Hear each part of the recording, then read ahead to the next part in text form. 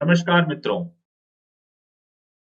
आज हम लोग चर्चा करेंगे जो अभी 66 बीपीएससी एग्जाम हुआ है 27 तारीख को, उस पेपर के बारे में और उसके ऑप्शंस को देखेंगे कौन से ऑप्शन सही हैं और क्यों। पतंजलि आईएएस की तरफ से हमने ये प्रोग्राम आयोजित किया है। आशा करता हूं ये सभी आपके लिए बहुत उपयोगी ये प्रोग्राम साबित होगा। तो ठीक है, शुरुआत करते हैं। सभी लोग आ जाएं। पहला प्रश्न है, नागरिकता संशोधन कानून कब पारित हुआ था? इसका ऑप्शन है ऑप्शन बी, क्योंकि 11 दिसंबर 2019 इसका सही ऑप्शन है, क्योंकि 10 दिसंबर 2019 में ये लोकसभा में पारित हुआ था और 11 दिसंबर 2019 को ये राज्यसभा में पारित हो गया था। इसका मतलब ये है कि ऑप्शन बी राइट आंसर है। वहीं दूसरा अगर हम क्वेश्चन देखें तो दूसरा क्वेश्चन है कि 73वें संविधान संशोधन कानून की वैधानिक शुरुआत किस संविधान संशोधन बिल से हुई थी? आप सबको पता है कि 73वां जो संविधान संशोधन है ये 1991 में जाकर पारित हुआ था, लेकिन जब इसकी शुरुआत की जब बात करते हैं तो 1989 में इसे 64वें संविधान संशोधन द्वारा बिल लाया गया था और वहां से ये प्रक्रिया की शुरुआत हुई थी। उस समय पारित नहीं हो पाया था। बाद में वीपी सिंह सरकार ने भी इसके लिए प्रयास किया था, लेकिन अंततः 73वें संविधान संशोधन के रूप में ये पारित हो पाया था। वही तीसरा अगर क्वेश्चन बात करें तो तीसरा क्वेश्चन है, वर्ष 1632 में बिहार के पटना शहर में कौन सी कंपनी अपनी फैक्ट्री स्थापित की? तो इसका राइट आंसर होगा डच ईस्ट इंडिया कंपनी ने। उसने ही 1632 में पटना कॉलेज की उत्तरी इमारत में फैक्ट्री की स्थापना की थी। और जो फैक्ट्री सूती वस्त्र, चीनी, सोरा और अफीम जैसे जो सामग्री होती थी वहां से इकट्ठा करती थी और बाद में उसके व्यापार को करती थी। क्योंकि आपको पता होगा, क्योंकि जो इन कंपनीज की जो फैक्ट्रीज होती थी उनका मतलब कारखाना नहीं होता था, बल्कि वो केंद्र होते थे जहां से वो व्यापारिक गतिविधियां करते थे। ठीक है। अगला क्वेश्चन है, निम्न में से कौन सा विकेंद्रीकरण का वैशिष्ट्य नहीं है? पहला ऑप्शन है स्वायत्ता, नहीं है पूछा है। देखिए, जब क्वेश्चन में नहीं है, जैसे ऑप्शन नहीं, क्वेश्चन में जब नहीं है बात कही जाती है तो इसे हमेशा अंडरलाइन कर लीजिए। ठीक है। तो विकेंद्रीकरण का वैशिष्ट नहीं है, स्वायत्ता है, लोक सहभागिता है, सी स्थानीय समुदाय में आत्मविश्वास नहीं जगाना, ये नहीं है। क्यों? क्योंकि विकेंद्रीकरण का मतलब ये होता है कि सत्ता या प्रशासन में या फिर सरकार में अधिक से अधिक जनता की सहभागिता। तो जनता की सहभागिता जब बढ़ेगी तो स्वायत्ता बढ़ेगी, यानी निर्णय लेने की स्वतंत्रता बढ़ेगी, लोक सहभागिता बढ़ेगी, और साथ ही जब लोक सहभागिता बढ़ती है तो लोगों के आत्मविश्वास में वृद्धि होती है। जबकि यहां सी ऑप्शन का है नहीं, नहीं वृद्धि होती, इसलिए यह ऑप्शन गलत होगा। अगला क्वेश्चन देखते हैं। अगला क्वेश्चन ये है, ब्रिटिश शासनकाल में संविधान के विकास में कौन सा कानून ऐतिहासिक नहीं था? आपको पता है कि जो संविधान का भारत में विकास हुआ था या संविधान सभा बनी थी और जिसके माध्यम से संविधान हमारा बनाया गया था, उसमें ब्रिटिश काल के जो बहुत से कानून थे उनकी उपयोगिता लगातार उनकी भूमिका बनी हुई थी। वो चाहे 1773 का कानून हो जिसमें बंगाल प्रेसिडेंसी को मुख्य प्रेसिडेंसी और यहाँ के गवर्नर को बाकी जो मद्रास और बंबई के गवर्नर थे उनके ऊपर रख दिया गया था। वहीं 1833 की जो चार्टर एक्ट था, इसके माध्यम से बंगाल के जो गवर्नर जनरल था उसे भारत का गवर्नर जनरल कहा जाने लगा था। 1919 को मॉन्टेग्यू चेम्सफोर्ड सुधार भी कहा जाता, आपको पता होगा। इसके माध्यम से प्रांतों में द्वैध शासन की व्यवस्था की गई थी। लेकिन अगर हम डी ऑप्शन की बात करें तो ये जो protection of civil rights act है 1955, ये स्वतंत्रता के बाद की घटना है, तो निश्चित ही इसकी संविधान के विकास में इसकी कोई भूमिका नहीं है, क्योंकि वो भूमिका उन्हीं एक्ट्स की होगी जो संविधान बनने से पहले जो आ रहे हैं। तो बात का है ब्रिटिश शासनकाल, तो निश्चित ही प्रोटेक्शन ऑफ सिविल जो राइट्स है ब्रिटिश शासनकाल में भी नहीं हो रहा है, तो इसीलिए ये पहले तीन ऑप्शन तो भूमिका रखते हैं लेकिन ये भूमिका नहीं रखता, और पूछा भी है नहीं, तो इसलिए हमारा ऑप्शन डी होगा। अगला क्वेश्चन, हाल ही में संसद की नई इमारत के निर्माण की बोली किस कंपनी ने जीती थी? तो इसका ऑप्शन है, आपको पता होगा कि नई संसद अब बनाई जा रही है, तो उसका जो ठेका मिला है वो टाटा प्रोजेक्ट्स लिमिटेड को मिला, तो इसका ऑप्शन सी है। अगला क्वेश्चन, भारत के संविधान का कौन सा अनुच्छेद भारतीय निर्वाचन आयोग की स्थापना से संबंधित है। इसका ऑप्शन ए ही सही है, क्योंकि आपको पता सी नहीं ए, क्योंकि आपको पता होगा कि भारत संविधान का जो भाग 15 है उसमें आर्टिकल 324 से 329 तक निर्वाचन की बात करता है, जिसमें आर्टिकल जो 324 है वो निर्वाचन आयोग की बात करता है। अगला क्वेश्चन, वर्तमान में राष्ट्रीय महिला आयोग की प्रमुख कौन है? तो इसका राइट ऑप्शन सी होगा, रेखा शर्मा।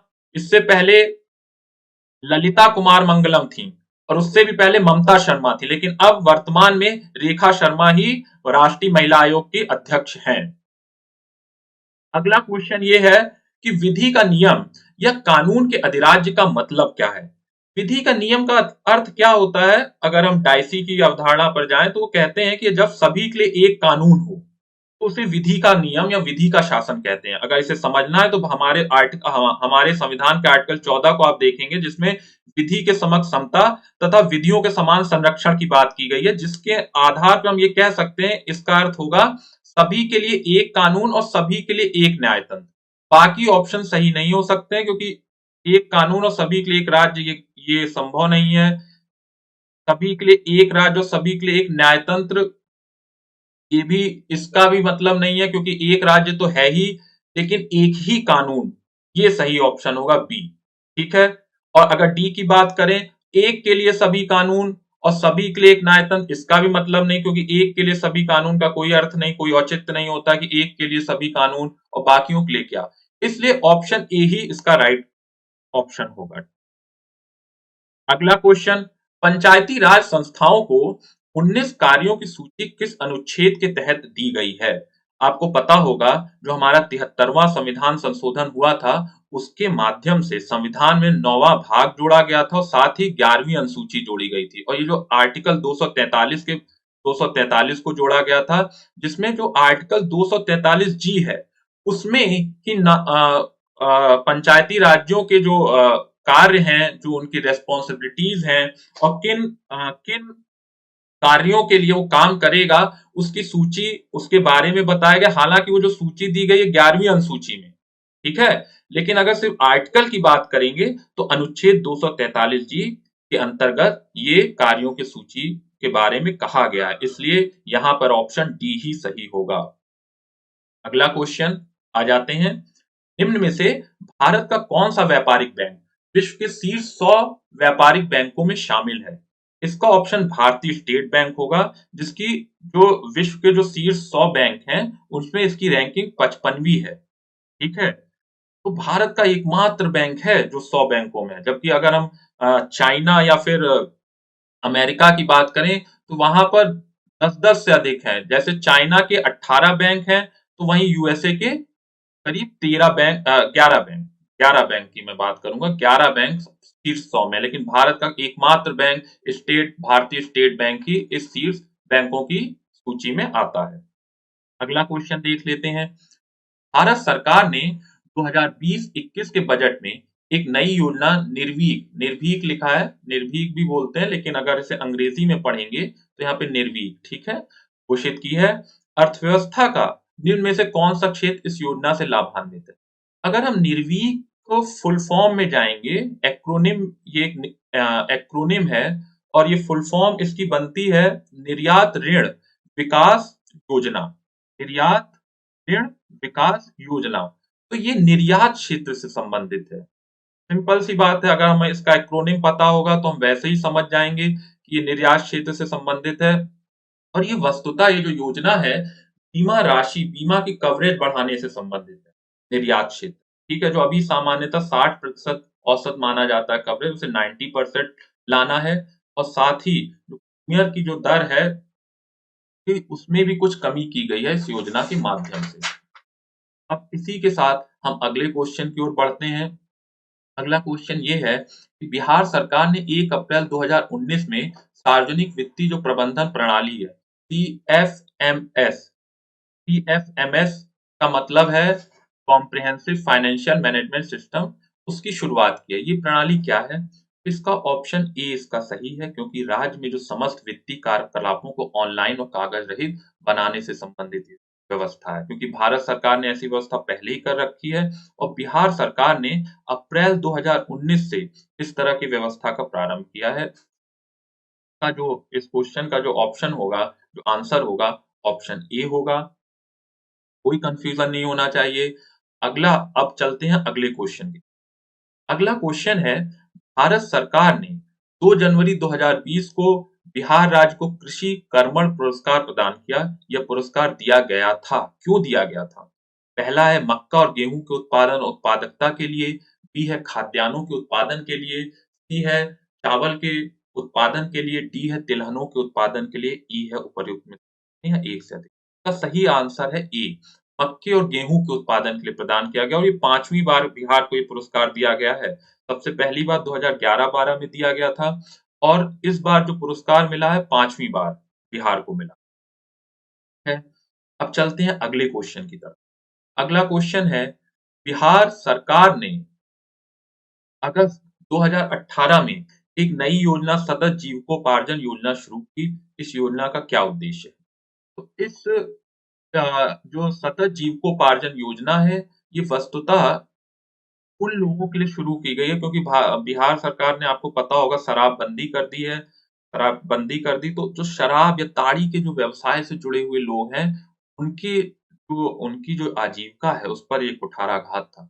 इसलिए उन लोगों को फिर से मदद देने के लिए, उनको फिर से अपने पाँव पे खड़ा करने के लिए, को फिर से रोजगार से जोड़ने के लिए बिहार सरकार ये योजना शुरू कर रही है। तो और इस योजना के अंतर्गत एक सतत आय का सृजन किया जा सकेगा और परिसंपत्तियों का को प्रदान को कुछ परिसंपत्ति प्रदान की जाएगी, कुछ एसेट्स प्रदान किए जाएँगे।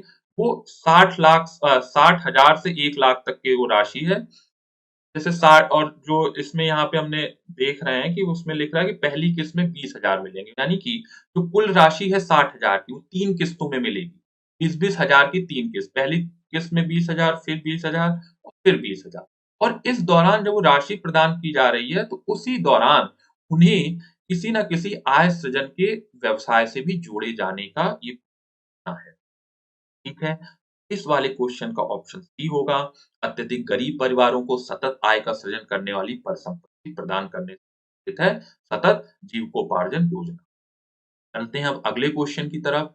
अगला क्वेश्चन है, बिहार सरकार के 7 निश्चयों में से कौन-सा सम्मिलित है? अगर हम बिहार सरकार के 7 निश्चयों की बात करें तो उसमें आर्थिक हल, युवाओं को बल, आरक्षित रोजगार, महिलाओं के अधिकार और उसमें खासकर महिलाओं के अधिकार की रोजगार की बात है, हर घर बिजली, लगातार हर घर नल का जल, घर तक पक्की गली, नालियों की बात की गई, शौचालय निर्माण की गई है, लेकिन इनमें कहीं भी बाल कल्याण की बात नहीं की।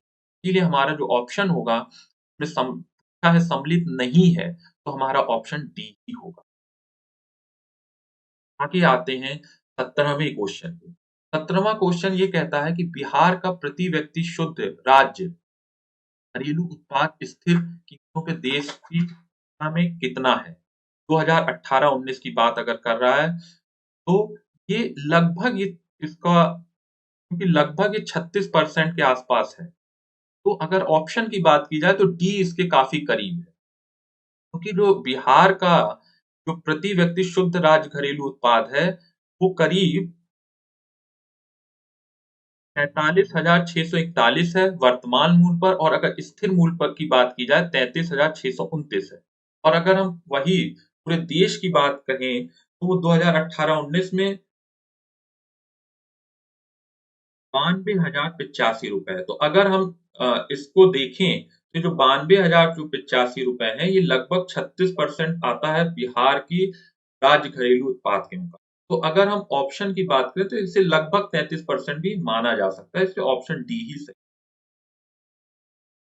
हाँ, थोड़ी कंट्रोवर्सी हो सकती है, क्योंकि अगर एग्ज़ैक्ट फिगर की बात करें तो 36 है, लेकिन ऑप्शन के हिसाब से, जो जैसे बिहार को पीसीएस जिस तरह से ऑप्शन मान लेती है हल्के से कम-ज़्यादा पर, उस आधार पे हम इसे डी मान रहे हैं।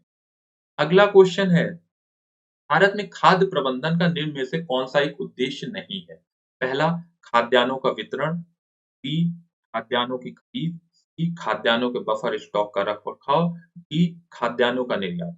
आपको ये पता है कि जो खाद्यान्न प्रबंधन है, वो हमारे भारत में इसलिए महत्वपूर्ण है क्योंकि इसके माध्यम से हम ये मानते हैं कि भारत के प्रत्येक नागरिक को एक वह वहन करने के अकॉर्डिंग मतलब वहनीय मूल्यों पे उसको खाद्य की प्राप्ति हो जाए, यही हमारे खाद्य प्रबंधन का उद्देश्य है। ऐसी स्थिति में जब हमने वहनी मूल्यों पे खाद्य पहुँचाने की बात की है, तो उसके अंतर्गत हमारा खरीद भी आता है, उसके अंतर्गत हमारा बफर स्टॉक का रख-रखाव भी आता है और उसके अंतर्गत सही प्रकार से सही लोगों तक वितरण की बात भी आती है। लेकिन उसमें खाद्यान्नों के निर्यात की कहीं नहीं बात आती। इसलिए अगर हम सिर्फ प्रबंधन की बात करेंगे, तो ये एबीसी तो आता है लेकिन खाद्यान्नों के निर्यात का ज़िक्र नहीं होता है, इसलिए इस क्वेश्चन का ऑप्शन डी होगा। ठीक है, अगले क्वेश्चन की ओर बढ़ते हैं। अगला क्वेश्चन है, भारत में राजस्व घाटे से क्या तात्पर्य? आपको पता होगा कि राजस्व घाटा वस्तुतः राजस्व प्राप्ति और राजस्व व्यय के बीच में जो डिफरेंस रह जाता है, उसे कहते हैं। और राजस्व जो व्यय है, वो क्या होता है? ऐसी चीजों पे व्यय होना राजस्व व्यय कहलाता है, जिनसे परिसंपत्ति निर्माण नहीं होती है। जैसे कि सरकारी सेवाओं पे होने वाला व्यय है, सरकारी जो सब्सिडी है, वो व्यय या फिर ब्याज भुगतान में जो व्यय किया जाता है, उन सारे व्ययों पे होने वाले व्यय को ही राजस्व व्यय कहते हैं। यानी कि ऐसे व्यय जहां पूंजीगत परिसंपत्तियों का निर्माण नहीं हो रहा है। तो इस आधार पर अगर हम ऑप्शन देखें तो ऑप्शन ए क्या कहता है? भारत सरकार को अपने उन व्ययों के वित्त पोषण से उधार लेने की आवश्यकता है जो पूंजीगत परिसंपत्तियों का निर्माण करते हैं, जबकि हमने क्या कहा? निर्माण नहीं करते हैं, तब होगा राजस्व घाटा। दूसरा ऑप्शन देख लेते हैं, भारत सरकार को अपने उन व्ययों के वित्त पोषण के लिए उधार लेने की आवश्यकता है जो पूंजीगत परिसंपत्तियों का निर्माण नहीं करते हैं। यानी कि यही ऑप्शन सही होगा, क्योंकि यहाँ ये बता रहा है कि राजस्व घाटे में जो राशि आती है, के लिए सरकार को ऋण लेना पड़ता है, क्योंकि आपको पता है कि जब से नई व्यवस्था आई है, उसके माध्यम से सरकार को अपने घाटे की प्राप्ति के लिए नोट नहीं छापने होते हैं, बल्कि वो सरकार सरकार बाजार से ऋण लेती है या बैंकों से ऋण लेती है। तो ऐसे समय में घाटा अगर पूंजीगत परिसंपत्तियों के निर्माण के बिना हो रहा है, यानी कि ऐसा घाटा जहाँ पूंजीगत परिसंपत्तियों का निर्माण नहीं हो रहा है, तो उस स्थिति में जो घाटा है, उसके लिए भारत सरकार को जो वित्त पोषण की जो व्यवस्था है, उसे ही राजस्व घाटा कहते हैं। इसलिए ऑप्शन बी सही होगा। ऑप्शन सी और डी का कोई मतलब नहीं, क्योंकि ऑप्शन सी कह रहा भारतीय रिजर्व बैंक से सरकारी प्रतिभूतियों के बदले उधार लेने की आवश्यकता है। नहीं, ये जनरल एक क्रियाविधि है, इसमें राजस्व घाटे से इसे नहीं जोड़ा जा सकता है। डी ऑप्शन कह रहा है भारत सरकार को अंतर्राष्ट्रीय वित्तीय संस्थाओं से उधार लेने की आवश्यकता है। ये भी नहीं कह सकते हो ई। इसलिए इसका जो क्वेश्चन 19 है, इसका ऑप्शन डी ही होगा। अगले क्वेश्चन की ओर बढ़ते हैं अब। अगला क्वेश्चन है, वर्ष 2019-20 में निम्न में से कौन सा देश भारत का सर्वाधिक सर्वाधिक बड़ा, देखिए यहाँ होना सर्वाधिक बड़ा व्यापारिक भागीदार वाला देश है? तो इसका ऑप्शन ए है संयुक्त राज्य अमेरिका, क्योंकि 2019-20 में यही सबसे बड़ा व्यापारिक भागीदार रहा है। तो बल्कि ये कहा जाए कि 2018-19 में भी ये रहा था, यानी लगातार 2 वर्षों से रह रहा है। उससे पहले चाइना था। लेकिन 2018-19 की बात कर लें या 2019-20 की बात कर लें, तो अब संयुक्त राज्य अमेरिका ही भारत का सबसे बड़ा व्यापारिक साझेदार, और चाइना की जो स्थिति है वो तीसरे नंबर पे पहुंच गई, क्योंकि दूसरे नंबर पे संयुक्त अरब अमीरात है। यानी कि इस क्वेश्चन का जो ऑप्शन होगा, आंसर होगा, वो संयुक्त राज्य अमेरिका है, क्योंकि यही वर्तमान में भारत का सबसे बड़ा व्यापारिक भागीदारी वाला देश है। अगला आ जाते हैं। अगला क्वेश्चन है, भारतमाला परियोजना से भारत का निम्न में से कौन सा इंफ्रास्ट्रक्चर क्षेत्र संबंधित है? अगर हम भारतमाला परियोजना की बात करें, तो ये वस्तुतः जो है भारतमाला परियोजना, ये ये राजमार्गों के निर्माण से संबंधित है, साथ ही नेशनल कॉरिडोर्स के निर्माण से संबंधित है।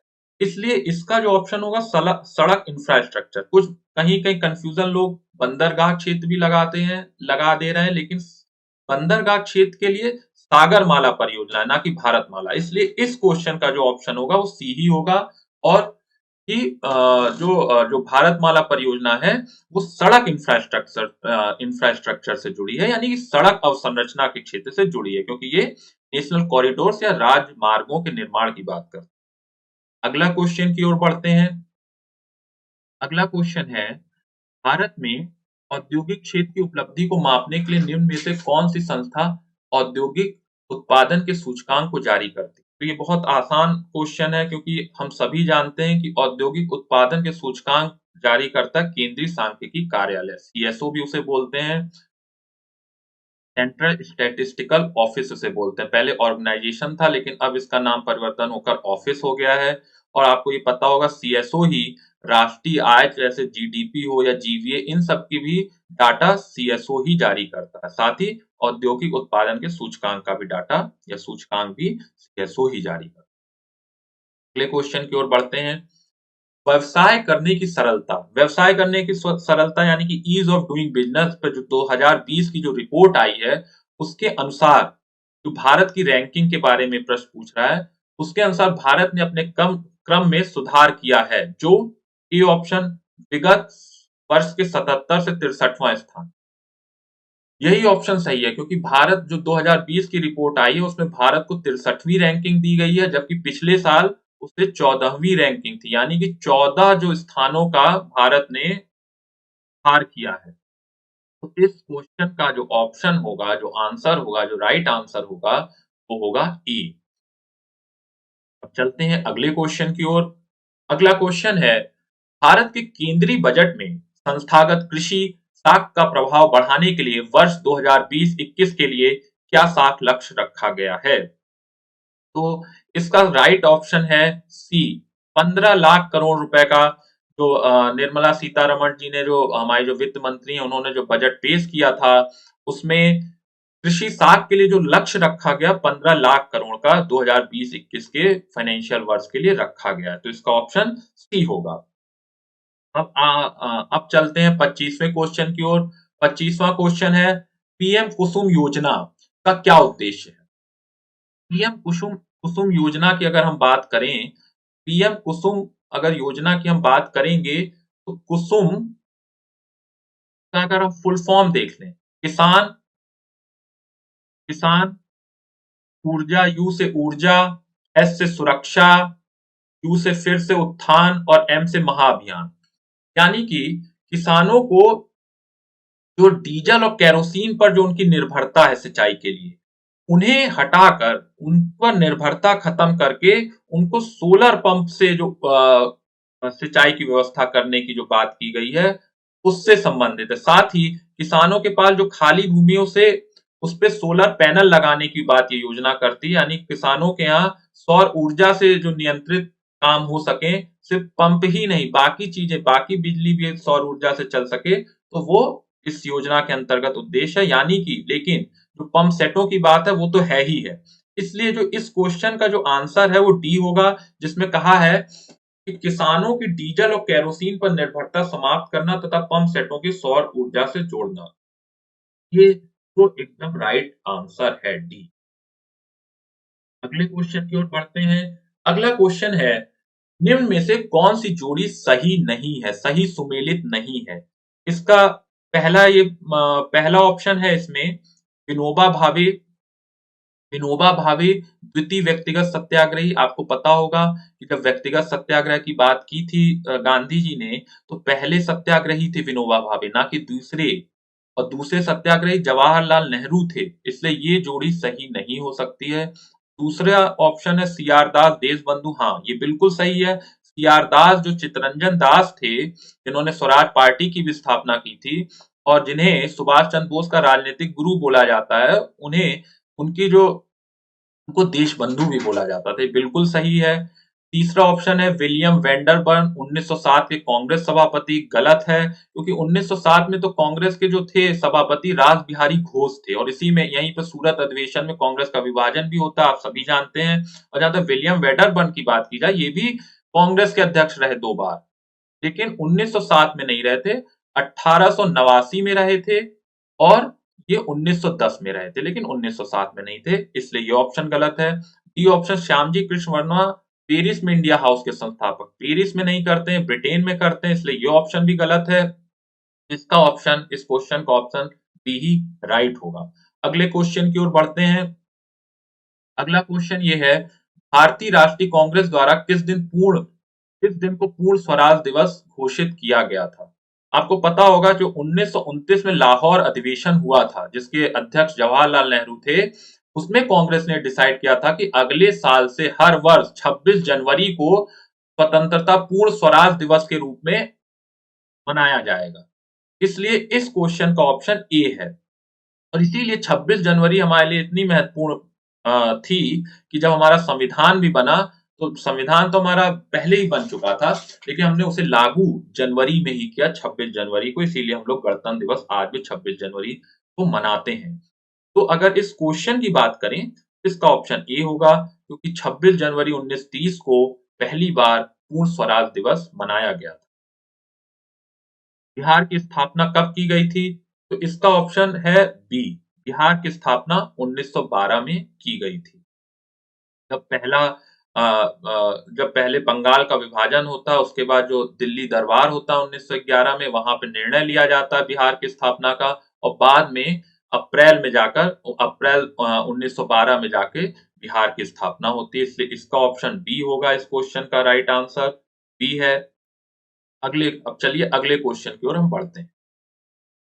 अगला क्वेश्चन है, बिहार में 3 कठिया पद्धति में नील की खेती के लिए भूमि का कितना भाग अमानत रखा गया था? इसका ऑप्शन होगा 1/10, 1/3, 3/20। तो इसका ऑप्शन सी होगा, 3/20। 3 कठिया जो पद्धति थी बिहार के चंपारण में, जहां नील की खेती की जाती थी, आपको पता होगा जो गांधी जी ने जो चंपारण आंदोलन भी चलाया था, इसी व्यवस्था के खिलाफ चलाया था। तो जो 3 कठिया जो शब्द है, उसका अर्थ होता था 3/20। 3/20 भाग भूमि पर ये खेती की जाती थी। ये इस बात का मायने था, यानी कि भूभाग के 3 कट्ठा पे नील की खेती और 20 कट्ठे में अमानत रखा जाता था। ये पूरी प्रक्रिया थी जिसे 3 कठिया पद्धति बोला जाता था। अगला क्वेश्चन है, बिहार के प्रथम मुख्यमंत्री कौन थे? तो बिहार के प्रथम मुख्यमंत्री श्री कृष्ण सिंह थे, ये सभी जानते हैं, बहुत आसान सवाल था, जिन्हें श्री बाबू भी कहा जाता है। तो इस क्वेश्चन का ऑप्शन ए होगा। अब चलते हैं अगले क्वेश्चन की तरफ। अगला क्वेश्चन है, बिहार में कांग्रेस का प्रथम अधिवेशन कहाँ रखा गया था? तो बिहार में अगर कांग्रेस के प्रथम अधिवेशन की बात की जाए, तो इसका ऑप्शन है पटना में।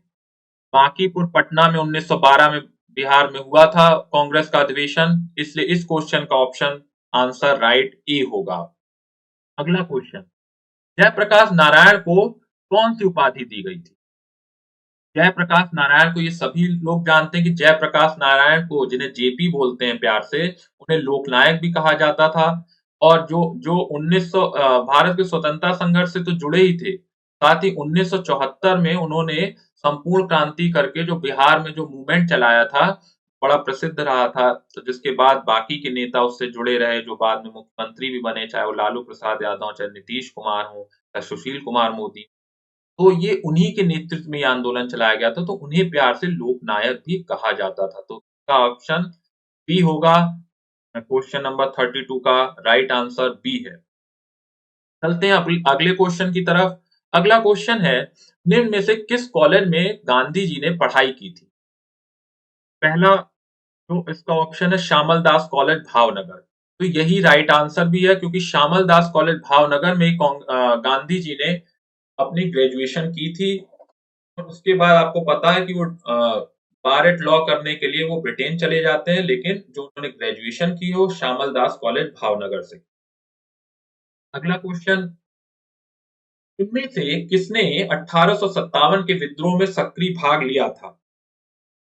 पहला ऑप्शन ए है नाना साहब, बी है बेगम हजरत महल, सी है मौलवी अहमदुल्ला, डी है बेगम जीनत महल, और ई है प्रयुक्त में से एक से अधिक या उपयुक्त में से कोई नहीं। तो आप सभी जानते हैं कि नाना साहब ने कानपुर से भाग लिया था। बेगम हजरत महल ने लखनऊ में भी लिया था, मौलवी अहमदुल्ला ने फैजाबाद में लिया था। जो बेगम जीनत महल हैं, ये बहादुर शाह जफर की पत्नी भी थी, तो इन्होंने दिल्ली से पार्टिसिपेशन किया था।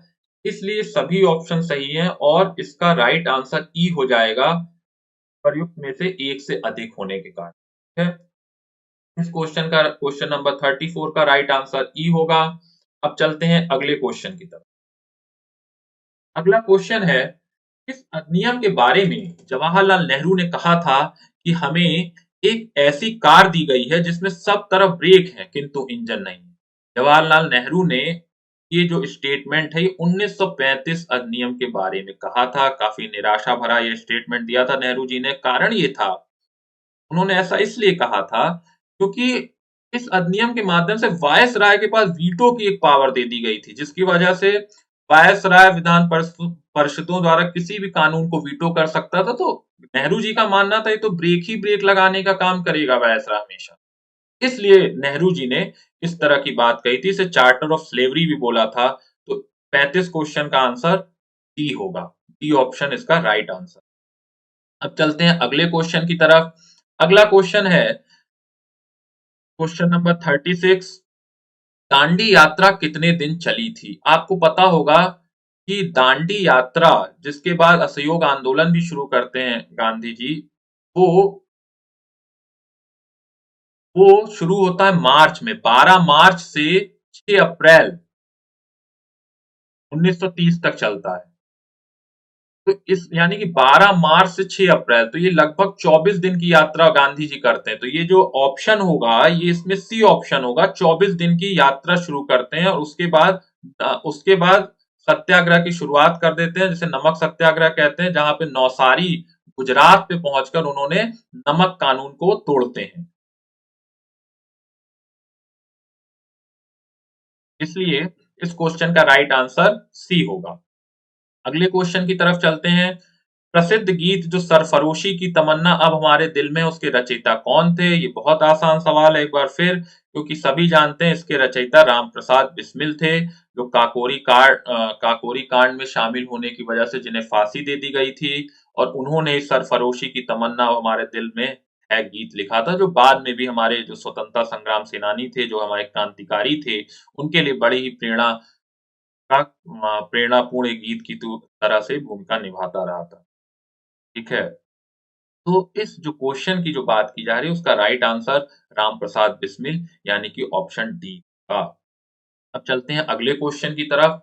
अगला क्वेश्चन है, बंगाल विभाजन के प्रत्याघात के रूप में कौन सा आंदोलन शुरू हुआ था? यानी कि जब बंगाल विभाजन किया गया 1905 में, तो उसके उसके उसके उत्तर में भारतीयों ने कौन सा आंदोलन शुरू? तो आपको पता है उस समय स्वदेशी आंदोलन शुरू किया गया था। इसलिए इसका ऑप्शन सी होगा, स्वदेशी आंदोलन, जिसमें गरम पंथियों की बड़ी महत्वपूर्ण भूमिका थी। और उसकी वजह से गरम पंथी कांग्रेस में महत्वपूर्ण हो जाते हैं। उसके आधार पर उसी झगड़े के कारण बाद में नरम दल और गरम दल में झगड़ा हो जाता है, क्योंकि गरम पंथियों का बढ़ती जाती है स्वदेशी आंदोलन के फलस्वरूप। और 1907 में कांग्रेस का विभाजन हो जाता है, जिसकी चर्चा भी हम कर आए हैं पहले किसी को। ठीक है, तो इस जो क्वेश्चन का ऑप्शन है वो सी होगा, स्वदेशी आंदोलन। ठीक है, अगले क्वेश्चन की ओर बढ़ते हैं। अगला क्वेश्चन है कि 1945, इनमें से 1945-46 में दिल्ली में हुए आईएनए के मुकदमों के पक्ष में पेश हुए वकील थे डॉक्टर राजेंद्र प्रसाद, भूलाभाई देसाई, केएम मुंशी और सरदार पटेल। आपको पता होगा, जब आजाद हिंद फौज, जिसे आजाद हिंद फौज मुकदमा भी कहते हैं, आजाद हिंद फौज के जो सिपाही थे, उन्हें पकड़ के दिल्ली के लाल किले में लाया गया था, वहीं पर उन पर मुकदमा चला था। तो कांग्रेस की तरफ से एक कमेटी बनी थी, जिसका नेतृत्व भूला भाई देसाई कर रहे थे। वकीलों की इस टीम ने ये जो दिल्ली में जो लोग थे आईएनए के, उनके खिलाफ जो मुकदमा चल रहे थे, उसमें इन लोगों के पक्षों को रखने की भूमिका इन लोगों ने की थी। इस दल ने, कांग्रेस ने जो सूचित किया था, जिसका नेतृत्व भूलाभाई देसाई कर रहे थे। इसलिए इस क्वेश्चन का जो ऑप्शन होगा वो बी होगा, भूलाभाई देसाई। जो हाँ, एक बात और, ये जो बनाई गई थी आपको पता होगा, ये जो कमेटी बनाई गई थी, जो दल बनाया गया था, उसमें जवाहरलाल नेहरू भी थे। लेकिन अगर अध्यक्षता की बात की जाए, नेतृत्व की बात की जाए, तो भूला भाई देसाई ही थे। तो इसका ऑप्शन बी होगा। अगले क्वेश्चन की ओर बढ़ते हैं। अगला क्वेश्चन है, मैडम कामा ने भारत के त्रिरंगी स्वतंत्रता ध्वज को कहाँ फहराया था? एक बार फिर ये प्रश्न बहुत बार पूछा गया है। इसका ऑप्शन स्टुटगार्ट है। स्टुटगार्ट जर्मनी में भारत का जो तिरंगा झंडा है उसे 1907 में पहली बार मैडम भीखाजी कामा ने स्टुटगार्ट जर्मनी में फहराया था। अब आ जाते हैं नेक्स्ट क्वेश्चन की ओर। निम्न में से कौन सा प्राकृतिक संख्या का वर्ग नहीं हो सकता? यहाँ पे चार ऑप्शन दिए हैं। प्राकृतिक संख्या का वर्ग नहीं हो सकता। 265, 659, 14364, 2309761 और 38561। इस जो क्वेश्चन में इसका ऑप्शन बी होगा। बी ऑप्शन इसलिए होगा क्योंकि जब भी हम वर्ग की बात करते हैं तो कभी अंतिम संख्या दो नहीं हो सकती। अगर प्राकृतिक संख्या के वर्ग की बात करते हैं तो अंतिम संख्या दो नहीं हो सकती, क्योंकि इस ऑप्शन में जो अंतिम संख्या है, अंतिम जो डिजिट है, संख्या कहना ठीक नहीं रहेगा, अंतिम जो डिजिट है वो दो है। ऐसे में ये प्राकृतिक संख्या का वर्ग नहीं हो सकता, बाकी ये सारे हो सकते हैं। इस क्वेश्चन का आंसर बी होगा। अब चलते हैं नेक्स्ट क्वेश्चन की तरफ। नेक्स्ट क्वेश्चन है कि दो इक्वेशंस दी हुई हैं और हमें का एक्स और वाई की वैल्यू बतानी है।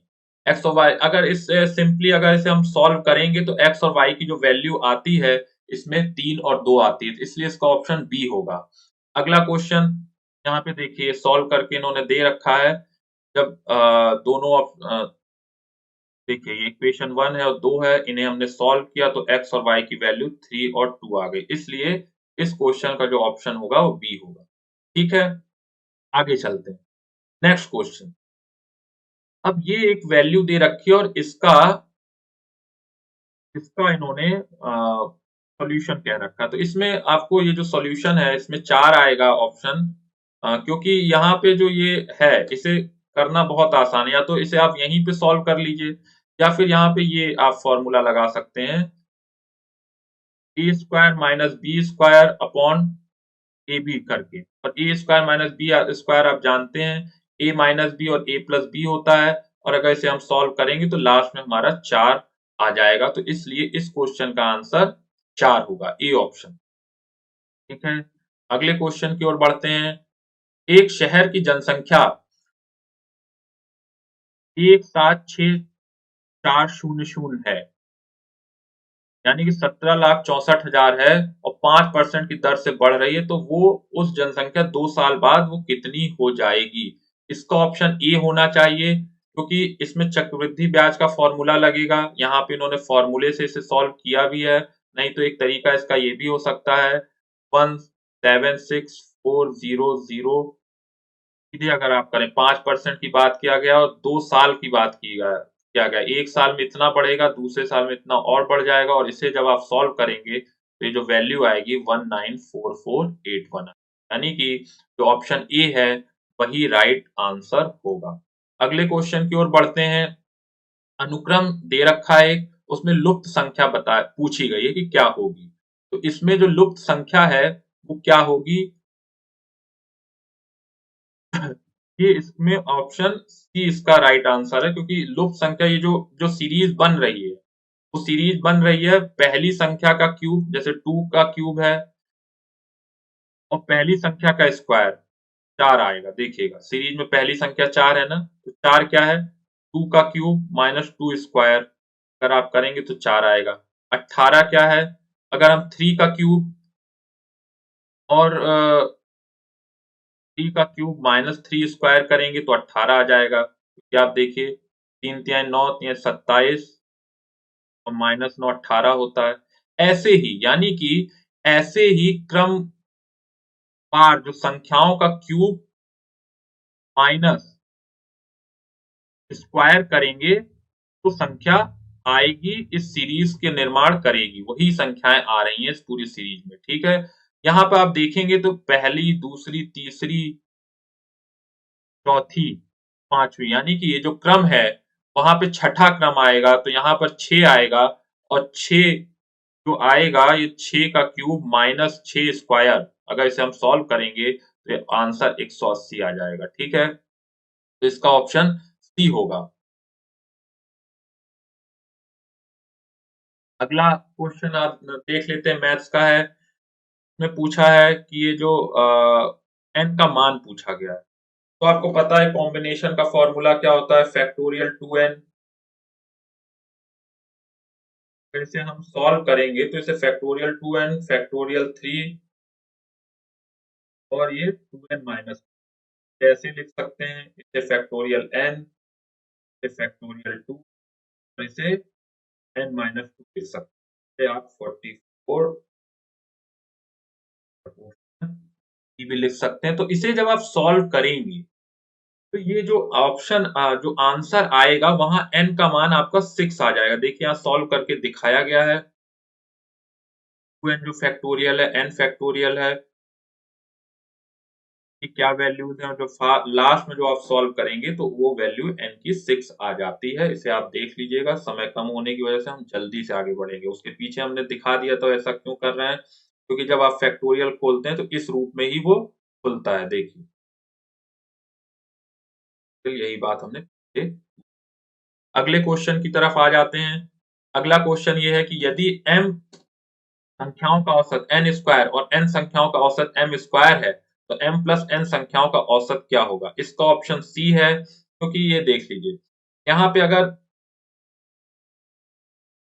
एवरेज जो m प्लस n नंबर्स होंगे उनका एवरेज जो होगा mn square plus nm square upon m plus n हो जाएगा। यहाँ mn अगर हम कॉमन ले लेते हैं तो ये वाला पोर्शन एक दूसरे से कट जाएगा और लास्ट में जो ऑप्शन आएगा mn आएगा, इसलिए इसका ऑप्शन होगा mn, क्योंकि हमारा सी ऑप्शन।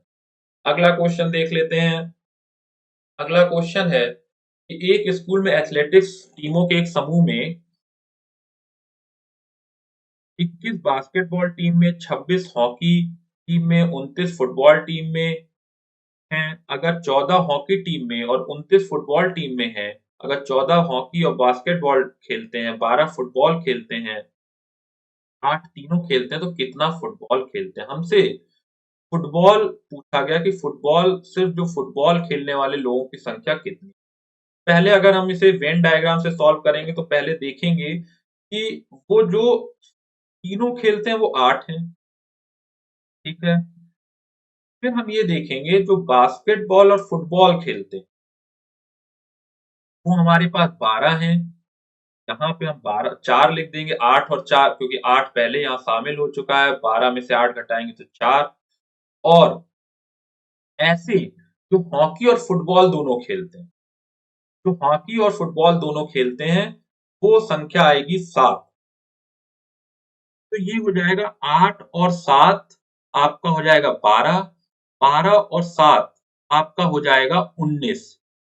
ठीक है, ये हो जाएगा 19। और हमने क्या कहा है, जो 29 लोग ऐसे हैं जो फुटबॉल खेलते ही खेलते हैं, तो सिर्फ फुटबॉल खेलने वाले कितने हो जाएंगे, यानी 29 में से हम ये 19 को अगर हम माइनस कर देंगे तो ये जो 10 आएगा यही वो संख्या होगी जो केवल फुटबॉल खेलते हैं। इसलिए हमारा जो ऑप्शन होगा वो ए होगा। ठीक है, इसमें मुझे लगता है कोई समस्या नहीं आई होगी आपको मित्रों। अब हम नेक्स्ट क्वेश्चन की ओर चलते हैं। यहाँ पे हमने सॉल्व करके भी दिखाया है विस्तार से आप लोग देख लीजिएगा, पीडीएफ हम डाल देंगे। बाकी हमने इसकी चर्चा संक्षेप में कर ही दी। अगले क्वेश्चन की ओर बढ़ते हैं। अगला क्वेश्चन है, मोहन 25 दिनों में एक काम करता है, सोहन 20 दिनों में उसे पूरा करता है, दोनों एक साथ 5 दिनों के लिए श्रम करते हैं, तो अ, और 5 दिनों करने के बाद मोहन उस काम को छोड़ देता है, सोहन उस काम को कितने दिन में पूरा करेगा। तो आपको पता है इस तरह के क्वेश्चन के लिए हमें इन दोनों व्यक्तियों के एक एक दिन का काम निकाल लेना होता है। जैसे कि यहाँ पे हमने दिखा दिया है कि मोहन ने जो एक दिन में काम करा है, क्योंकि 25 दिन में पूरा काम करता है तो एक दिन में 1/25 करेगा। वैसे ही सोहन एक दिन में 1/20 करेगा। तो इन दोनों का मिलाकर एक दिन का काम कितना हो, 1/25 प्लस 1/20, और फिर 5 दिनों में ये दोनों मिलके जब काम करते हैं तो कितना काम हो जाता है, 9/20। 9/20 काम ये लोग 5 दिनों में कर लेते हैं, यानी कि अब काम कितना बचा है, काम बचेगा 1 माइनस 9/20, यानी कि 5 दिनों में दोनों ने मिलकर 9/20 काम कर लिया, तो काम अब बचा कितना, 1 माइनस 9/20 कह सकते हैं, ठीक है, 1 माइनस 9/20 कह सकते हैं, यानी कि 11/20 काम अभी भी बचा है। और बात की जा रही है कि सोहन बाकी के बचे हुए काम को कितने दिन में कर लेता है, और हमें ये पता है कि सोहन एक दिन में 1/20 काम करता है, 11/20 काम करने में उसे 11 दिन और लगेंगे। इस तरह से जो हमारा ऑप्शन होगा वो बी होगा, जिसमें 11 दिन की बात कही। अब आ जाते हैं अगले क्वेश्चन की ओर। एक घड़ी दोपहर 12 बजे चलना शुरू होती है और 5:30 पर घंटे की सुई कितनी हो जाएगी। ये इन्होंने सवाल पूछा है कि 5:10 पे वो घंटे की सुई कितनी घूम जाएगी। इसका ऑप्शन हो जाएगा सी, क्योंकि जो अगर हम बात करें, तो घंटे की सुई की बात करें तो 12 घंटे में वो 360 डिग्री चलती है, ठीक है? मतलब कोई दिक्कत नहीं है, तो हम 1 घंटे में निकाल लेंगे, सिंपल। और उसके बाद 5:10 का मतलब होता है 310 मिनट। 310 मिनट की बात हो रही है, क्योंकि 12 से 5 बजे तक 5 घंटे हो गए, ठीक है। 5 घंटे का मतलब हो गया 310 मिनट और 310, ठीक है। तो हमें 310 मिनट में निकाल लेना है, तो 310 मिनट के लिए आप जब निकालेंगे तो ये 155 इसका राइट आंसर आ जाएगा। सी ऑप्शन इसका राइट आंसर, ठीक है। अगले क्वेश्चन की ओर बढ़ते हैं। अब हमारे मैथ्स के सवाल खत्म हो चुके हैं, अब हम लोग चलते हैं साइंस के सवालों की तरफ, ठीक है।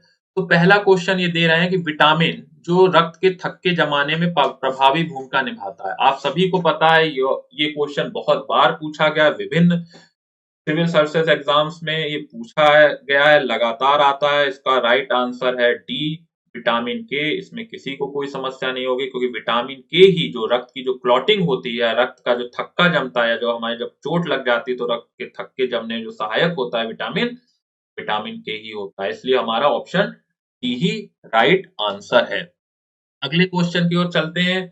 यहाँ पे महिला सेक्स हार्मोन पूछा है, फीमेल सेक्स हार्मोन पूछा है।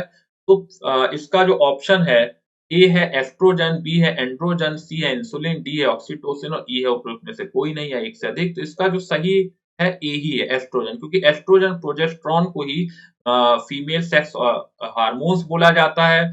एस्ट्रोजन जो होता है वो जो सेकेंडरी सेक्सुअल कैरेक्टर है उनके लिए जिम्मेदार होता है, ठीक है, और ओवरी में अंडाशय में ही पाया जाता है। इसलिए ए ही इसका राइट आंसर होगा और बाकी के कोई नहीं, यानी कि 52 का ए। अगला क्वेश्चन आते हैं। अगला क्वेश्चन है, पार्किंसन बीमारी के उपचार के विकास के लिए किसको नोबल पुरस्कार दिया गया। पुरस्कार लिख दिया गया है, थोड़ी सी टाइपिंग मिस्टेक हो गई है, इसे पुरस्कार कर लीजिएगा।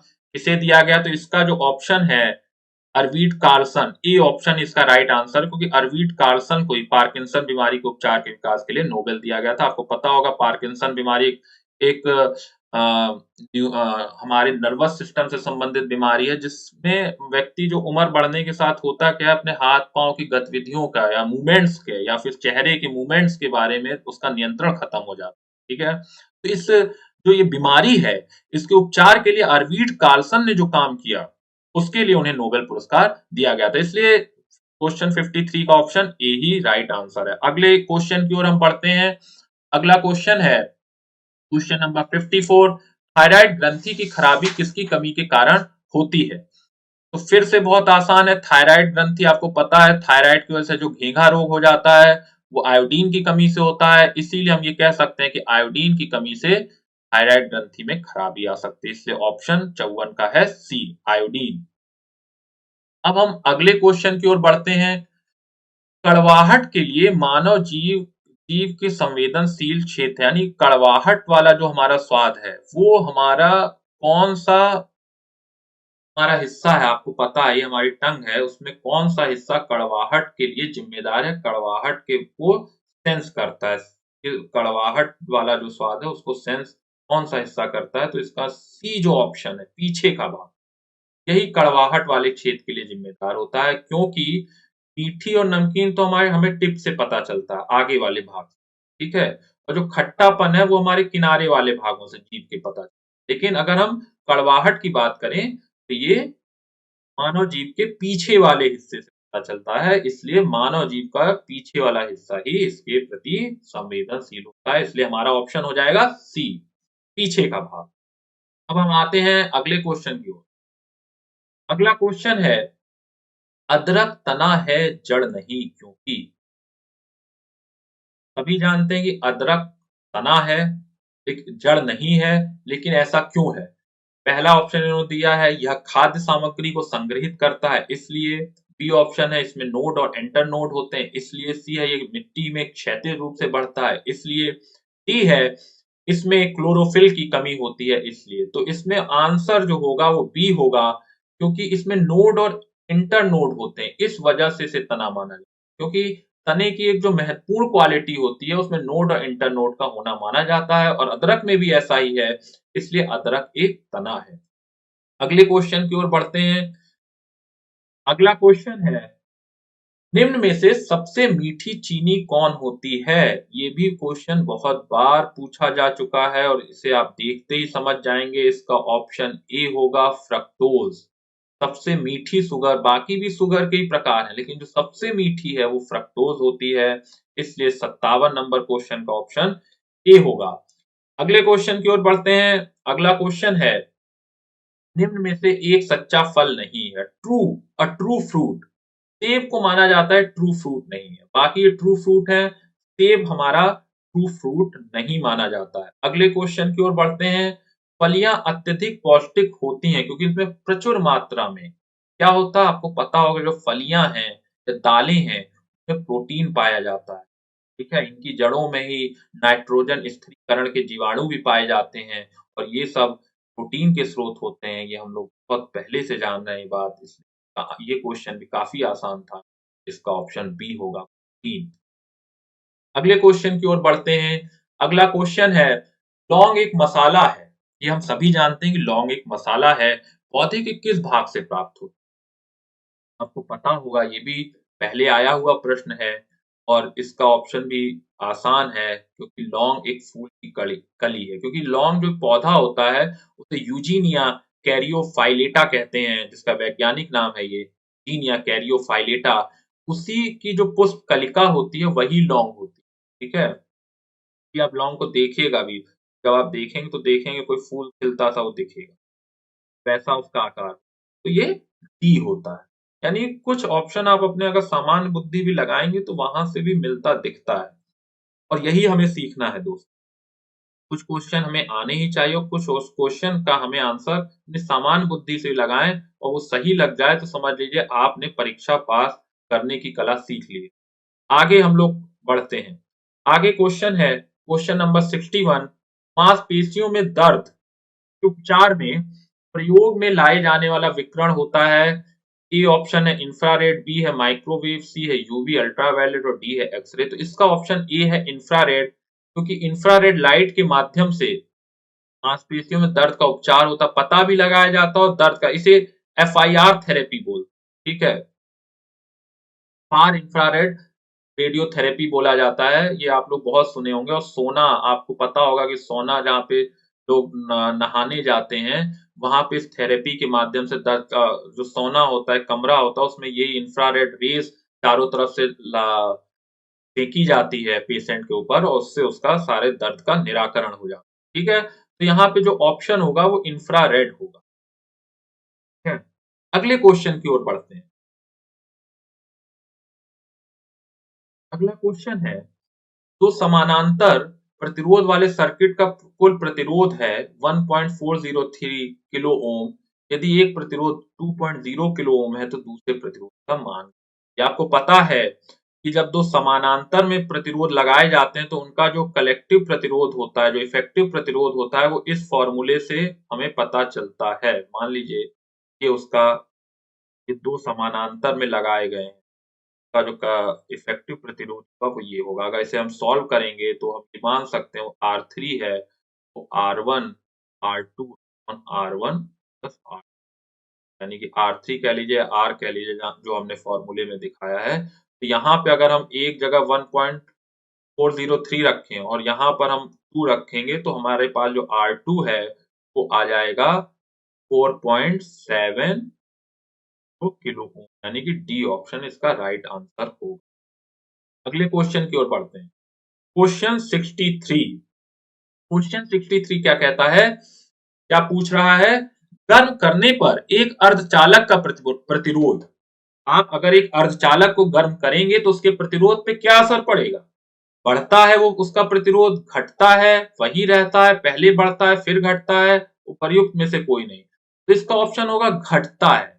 प्रतिरोध घटता है क्योंकि जब अर्धचालक को आप गर्म करेंगे तो उसमें कुछ कोवेलेंट बॉन्ड होते हैं, वो कोवेलेंट बॉन्ड टूट जाते हैं, जिससे जो इलेक्ट्रॉन होता है मुक्त हो जाते हैं। तो इलेक्ट्रॉन जब मुक्त हो जाएगा तो विद्युत धारा अधिक प्रभावित होगी, अधिक विद्युत धारा प्रवाहित होगी, यानी करंट ज्यादा प्रवाहित होगा। इसका मतलब क्या है, इसका मतलब ये है कि रेजिस्टेंस कम हो जाएगा, कि कंडक्टिविटी बढ़ जाएगी परंतु रेजिस्टेंस कम हो जाएगा। यही ऑप्शन भी कह रहा है, इसलिए हमारे क्वेश्चन का इस क्वेश्चन होगा डी होगा।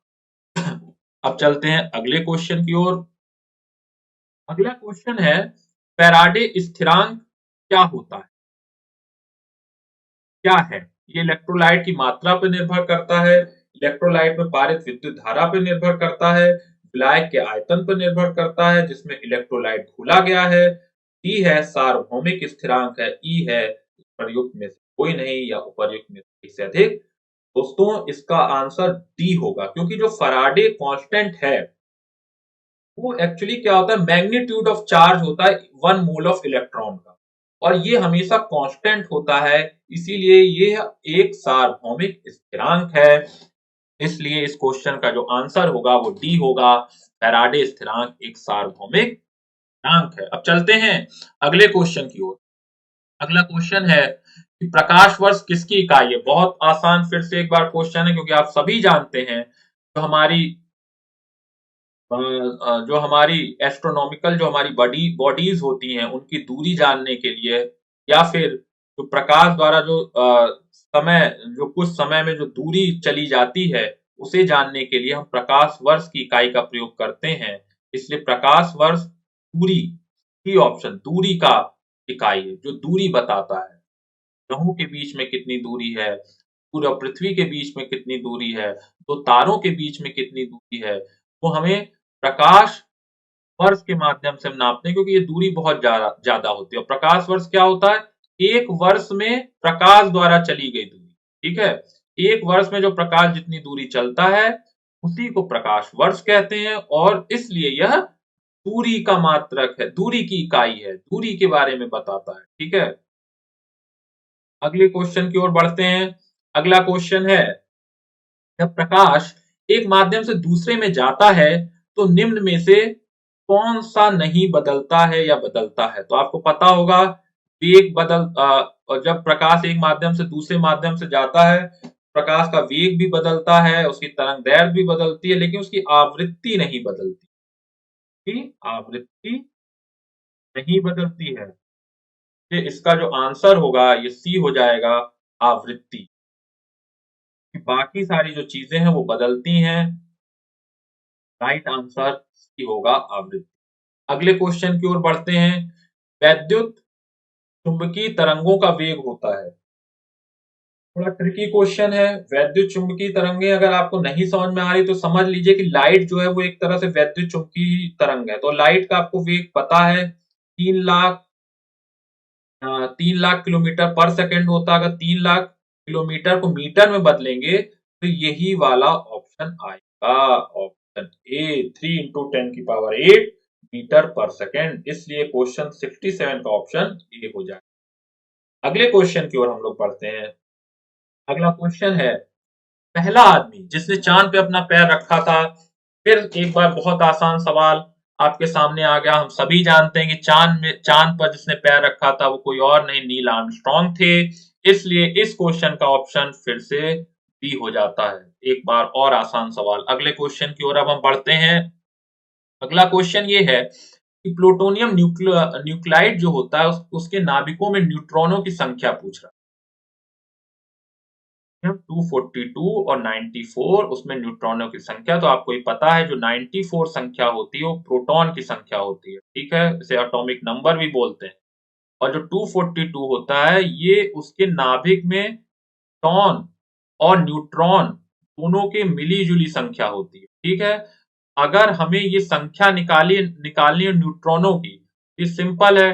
242 में से 94 अगर हम माइनस कर देंगे तो 148 आ जाएगा, यही हमारी न्यूट्रॉनों की संख्या होगी, जो कि बी ऑप्शन है। इसलिए इस क्वेश्चन का आंसर बी होगा। आइए चलते हैं अब अगले क्वेश्चन की ओर। Question number 70। क्वेश्चन नंबर 70 कहता है कि सबसे ज्यादा सांद्रता होती है किसकी? तो आपको पता है श्यानता, श्यानता, माफ कीजिएगा, श्यानता पूछा है, विस्कोसिटी बोलते हैं अंग्रेजी में, विस्कोसिटी, जो कि फ्लूइड के रेजिस्टेंस यानी कि फ्लूइड को फ्लो करने में जो रेजिस्टेंस फ्लूइड दिखाता है उसी को उसकी श्यानता बोलते हैं। तो आपको पता है, अगर इसे आपको वैसे पता भी ना हो, पहले फैक्चुअली अगर नहीं भी जानना होगा, सोचेंगे, थोड़ा ध्यान देंगे तो आपने ध्यान दिया होगा कि जल तेजी से बह जाता है, वायु भी बह जाता है। माना कि वायु के संबंध में श्यानता की बात सही भी नहीं है, क्योंकि श्यानता हमेशा लिक्विड मैटर के लिए प्रयोग किया जाता है, ठीक है। तो ये भी नहीं होगा, खून भी नहीं होगा, और क्योंकि सबसे ज्यादा श्यानता शहद में होती है, क्योंकि शहद को जब आप जमीन पे आप फेंकेंगे या छोड़ेंगे तो बहने में बहुत टाइम लगता है, जबकि खून को ज्यादा इतना समय नहीं लगता है, जल को भी इतना समय नहीं लगता है। और जब पूछा है सबसे ज्यादा, आपको पता होगा ऑप्शन में, इन ऑप्शंस में शहद की क्षमता सबसे अधिक है, इसलिए ऑप्शन डी इसका राइट आंसर होगा। अब चलते हैं नेक्स्ट क्वेश्चन की तरफ। नेक्स्ट क्वेश्चन है कि दूध किसका घटिया स्रोत है? दूध किसका घटिया स्रोत है, मतलब दूध में कौन सी चीज सबसे कम पाई जाती है? आपको पता है दूध में कैल्शियम पर्याप्त रूप में पाया जाता है, प्रोटीन बहुत अधिक मात्रा में पाया जाता है, यहां तक कि विटामिन सी भी अच्छी मात्रा में पाया जाता है। लेकिन जो कार्बोहाइड्रेट है वो भी पाया जाता है। लेकिन अगर हम कहें कि सबसे कम सबसे कम विटामिन सी, हालांकि कार्बोहाइड्रेट भी कम मात्रा में पाया जाता है और विटामिन सी भी कम मात्रा में पाया जाता है, इसलिए इस क्वेश्चन में कंट्रोवर्सी रहती है। कुछ लोग इसमें सी ऑप्शन लगा रहे हैं, कुछ लोग इसे डी लगा रहे हैं, लेकिन यहाँ पे इसका ऑप्शन डी या सी में से कुछ भी माना जा सकता है, लेकिन डी होगा। यहाँ पे माना कि इन्होंने ये सी लगा रखा है, लेकिन इसे डी हम मान के चलते हैं कि इसका ऑप्शन डी होगा, ठीक है। अगले क्वेश्चन की ओर बढ़ते हैं। अगला क्वेश्चन है, पुलिस द्वारा नशे में गाड़ी चलाने वाले की सांस की जांच के लिए जो फिल्टर पेपर लगाया होता है वो वस्तुतः किस पदार्थ से बना होता है, उस पे क्या लगा होता है में? तो इन्होंने ऑप्शन जो दे रखे हैं उनमें जो पहला ऑप्शन है पोटेशियम डाइक्रोमेट सल्फ्यूरिक अम्ल, यही होता है जो आपकी सांस जांच करने के लिए यूज करते हैं। आपने ध्यान दिया होगा कि आपने शराब पी है कि नहीं पी है, ट्रैफिक पुलिस इसका प्रयोग करती है। इसमें जो फिल्टर पेपर होता है वो पोटेशियम डाइक्रोमेट सल्फ्यूरिक अम्ल इसमें लगा होता है, इस पदार्थ से वो बना होता है, ठीक है। इसलिए इसका option A he right answer है। अगले क्वेश्चन की ओर बढ़ते हैं। ग्लूकोज को एथिल अल्कोहल में किस एंजाइम द्वारा बदलता है? आपको पता होगा, ये सवाल बहुत बार पूछा है। माल्टेज नहीं है, वर्टेज नहीं, जाइमेज जो है एंजाइम, वही ग्लूकोज को एथिल अल्कोहल में बदलता है। इसलिए आपको पता होगा कि जो ग्लूकोज को एथिल अल्कोहल में ईस्ट बदलते हैं, यानी जो शराब आपने सुनी होगी ईस्ट द्वारा शराब बनाया जाता है, रीजन ये होता है कि इन ईस्ट में जाइमेज नाम का जो ये जो एंजाइम है बहुतायत में पाया जाता है। इसलिए इस क्वेश्चन का जो आंसर होगा वो सी होगा, जाइमेज। अगले क्वेश्चन की ओर बढ़ते हैं। चूने का पानी किसके द्वारा दूधिया हो जाता है? आप जानते हैं कि चूने के पानी, कैल्शियम हाइड्रोक्साइड में जब हम CO2 प्रवाहित करते हैं तो पानी का रंग दूधिया हो जाता है, इसलिए इस क्वेश्चन का आंसर बी होगा, यानी कि O2 मिलाने से चूने के पानी का कलर, चूने के पानी का रंग दूसरा हो जाता है। चलते हैं अगले क्वेश्चन की ओर। अगला क्वेश्चन है, पेट्रोल तथा डीजल के अधूरे जलने से उत्पन्न होता है nitric oxide, nitrogen oxide, carbon dioxide, carbon monoxide या उपरोक्त में से कोई नहीं। आपको पता है जब अपर्याप्त ऑक्सीजन की उपस्थिति में ईंधन जलता है तो कार्बन मोनोऑक्साइड पैदा होता है। इसलिए क्वेश्चन का जो आंसर होगा वो डी होगा, कार्बन मोनो। चलते हैं नेक्स्ट क्वेश्चन की ओर। हमारा नेक्स्ट क्वेश्चन है, एक घोल का पीएच 3 से 6 में बदल जाता है तो उसमें H की जो सांद्रता है वो कितनी बढ़ जाएगी। तो आपको पता होगा 3 से 6 होने का अर्थ होता है 1000 गुना सांद्रता बढ़ जाना, क्योंकि 3 जीरो और लग जाएंगे। इसलिए 1000 गुना सांद्रता बढ़ जाएगी अगर पीएच की वैल्यू 6 हो जाती। ऑप्शन इसका डी। नेक्स्ट क्वेश्चन की ओर चलते हैं। एक और नेफ्थलीन के मिश्रण द्वारा अलग किया जा सकता है। पहला है इसका ऑप्शन ऊर्ध्वपातन, बी है आसवन, सी है क्रोमेटोग्राफी, डी है आंशिक आसवन। तो इसका ऑप्शन ए ही होगा, ऊर्ध्वपातन, सब्लिमेशन। सब्लिमेशन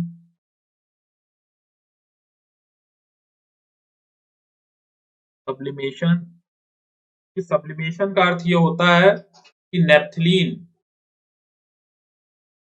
जब बिना द्रव में परिवर्तित हुए ही सीधे इसका वाष्पीकरण हो जाता है तो उसे उस प्रक्रिया को ऊर्ध्वपातन कहते हैं। और यहाँ पर जो यहाँ पे जो प्रक्रिया अपनाई जाती है रेत और नेफ्थलीन को अलग करने वाली, उसमें ऊर्ध्वपातन की प्रोसेस काम होता है, क्योंकि नेफ्थलीन बिना लिक्विड में परिवर्तित हुए ही सीधे इसका वाष्पीकरण हो जाता है, जिससे रेत को अलग कर लिया जाता है। ठीक है, इसलिए इसका ऑप्शन ए होगा। आगे आते हैं। अगला क्वेश्चन 78। बेंजीन में सिग्मा और पाई बॉन्ड की संख्या ये पूछ रहा है। आपको पता है बेंजीन का जो रासायनिक जो रूप होता है वो ऐसा होता है, हम सभी जानते हैं। ये देखिए, और यहाँ पे एच एच बॉन्ड जुड़ जाते हैं। एच है, एच है, एच है, एच। और यहाँ पे 3 जगह यहाँ पे डबल बॉन्ड। 3 डबल बॉन्ड होने की वजह से पाई बॉन्ड जो है वो आपके 3 हो गए। बाकी के जो सिग्मा बॉन्ड है ये आपके 12 हो जाएंगे। ये 6 यहाँ H के साथ और 6 फिर ये CC। ये 12 और 3 का राइट ऑप्शन होगा सी। ठीक है, अगले क्वेश्चन की ओर बढ़ते हैं। अगला क्वेश्चन है 82। यूरिया में उपस्थित होने वाले तत्व हैं। आपको पता है कि यूरिया में कार्बन, नाइट्रोजन, ऑक्सीजन और हाइड्रोजन सभी तत्व होते हैं। ठीक है, यूरिया में जो चारों तत्व होने की वजह से यहाँ पे जो ऑप्शन हो जाएगा वो डी हो जाएगा। ठीक है, आगे बढ़ते हैं। निम्न में से कौन सा ऊर्जा ऊष्मा का सबसे अधिक कुचालक है। हमारे पास ऑप्शन कौन कौन सा है। इस तरह के क्वेश्चन में आपको रिलेटिव जानना होता है, जैसे कि तांबा चालक होता है, सीसा कुचालक होता है, लेकिन देखना है क्या सबसे ज्यादा है, पारा, जस्ता। अगर आप ये देखेंगे तो सीसा इन सारे ऑप्शन में सबसे ज्यादा, सबसे बड़ा कुचालक है। इसलिए इस क्वेश्चन का जो ऑप्शन होगा, जो आंसर होगा, जो राइट आंसर होगा वो बी होगा, यानी कि शीशा। ठीक है, इसीलिए शीशे को आपने देखा होगा कि अक्सर इंसुलेटर की तरह प्रयोग किया जाता है, क्योंकि माना जाता है ऊष्मा का सबसे अधिक कुचालक, सबसे ज्यादा कुचालक यही है। आपने देखा होगा जो ढक्कन शीशे से बने होते हैं, रीजन यही होता है क्योंकि इसे कुचालक माना। ठीक है, आगे आते हैं। आगे क्वेश्चन है क्वेश्चन नंबर 81। सितंबर 2020 में वीडियो सम्मेलन के माध्यम से ब्रिक्स के संस्कृति मंत्रियों की 5वीं बैठक में किसने भारतीय दृष्टिकोण का प्रतिनिधित्व किया। आपको पता होगा कि इस बार से जो ब्रिक्स की जो बैठक हुई है वो रशिया में हुई थी, और भारतीय दृष्टिकोण का, संस्कृति मंत्रियों की जो बैठक हुई थी उसमें भारतीय दृष्टिकोण को रखा था प्रहलाद सिंह पटेल ने। आपको पता है ब्रिक्स 2009 में बना था, जिसमें ब्राजील, रशिया और आपका इंडिया चाइना और साउथ अफ्रीका, यानी कि 5 देश आते हैं। ये बहुत महत्वपूर्ण संगठन माना जाता है, क्योंकि लगभग माना जाता है कि 25% जीडीपी विश्व की ये कवर करता है। तो इसमें जो इस बार जो संस्कृति मंत्रियों की जो बैठक हुई थी, उसमें प्रहलाद सिंह पटेल ने इसमें भारतीय दृष्टिकोण रखा था, इसलिए इस क्वेश्चन का आंसर ए हो जाएगा। अगले क्वेश्चन की ओर बढ़ते हैं। अगला क्वेश्चन है, जून 2020 में 36वां आसियान शिखर सम्मेलन वर्चुअली कहां आयोजित किया गया था? तो इसका ऑप्शन है वियतनाम की राजधानी हनोई में किया गया था, इसलिए डी ऑप्शन जो वियतनाम कह रहा है वो इसका राइट आंसर होगा। आपको पता होगा आसियान क्या है, ये ये जो है साउथ ईस्ट एशियन कंट्रीज का जो एक संगठन है, जिसमें 10 देश आते हैं, जैसे इंडोनेशिया, मलेशिया, ठीक है, कंबोडिया, इस तरह के देश आते हैं। इसका जो सम्मेलन हुआ था इस बार 2020 में, वो वियतनाम में हुआ था। और इसी के साथ हम अगले क्वेश्चन की ओर बढ़ते हैं। अगला क्वेश्चन है, निम्न में से कौन सा ह्यूमन कैपिटल इंडेक्स 2020 में प्रथम स्थान पर रहा? बता दें, ह्यूमन कैपिटल इंडेक्स 174 देशों की रैंकिंग इसमें निकाली जाती है, इस आधार पे कि यहाँ पर लोगों की स्थिति क्या है एज अ ह्यूमन कैपिटल, ठीक है। इसमें जिसने टॉप किया है वो देश सिंगापुर है।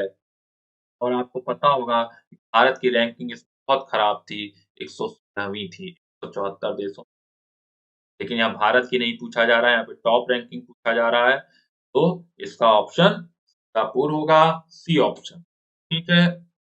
अब हम अगले क्वेश्चन की ओर बढ़ते हैं। अगला क्वेश्चन है कि हाल ही में संयुक्त राज्य अमेरिका में ऑपरेशन एमएजी मागा जिसे कहते हैं, वो किस चीज से संबंधित था? ये आपने सुना होगा, न्यूज में बहुत था। डोनाल्ड ट्रंप के पुनर्निर्वाचन अभियान से संबंधित था, उसे मागा बोला गया था, इसलिए इस क्वेश्चन का ऑप्शन बी होगा, ठीक है। अगले क्वेश्चन की ओर बढ़ते हैं।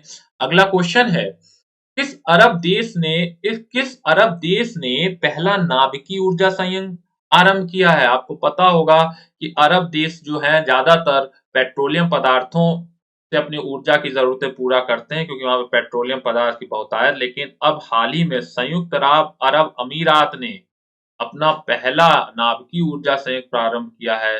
वो केवल सिर्फ संयुक्त अरब अमीरात का ही पहला नाभिकीय ऊर्जा संयंत्र नहीं है, बल्कि किसी भी अरब देशों में ये ऐसा ऊर्जा संयंत्र, ऐसा पहला नाभिकीय ऊर्जा संयंत्र है, ठीक है। अब अगले क्वेश्चन की ओर हम लोग आगे बढ़ते हैं। अगला क्वेश्चन है क्वेश्चन नंबर 86 इसमें कह रहा है, इजराइल से शांति समझौता करने वाला पहला अरब देश कौन था? आपको पता होगा कि हाल ही में यूएई ने इजराइल से शांति समझौता किया है, उसी संदर्भ में पूछा गया है शायद कि ये क्वेश्चन कि पहला ऐसा देश कौन था, पहला ऐसा अरब देश कौन था जिसने इजराइल से शांति समझौता किया था? तो इसका राइट आंसर है मिस्र, क्योंकि इसने 1979 में 1979 में मिस्र ने ही इजराइल से सबसे पहले शांति समझौता किया था। उसके बाद 1994 में जॉर्डन ने भी किया था, और अब हाल में यूएई ऐसा तीसरा अरब देश बन गया है इजराइल से शांति समझौता किया है। आइए दोस्तों, अब हम अगले क्वेश्चन की ओर बढ़ते हैं।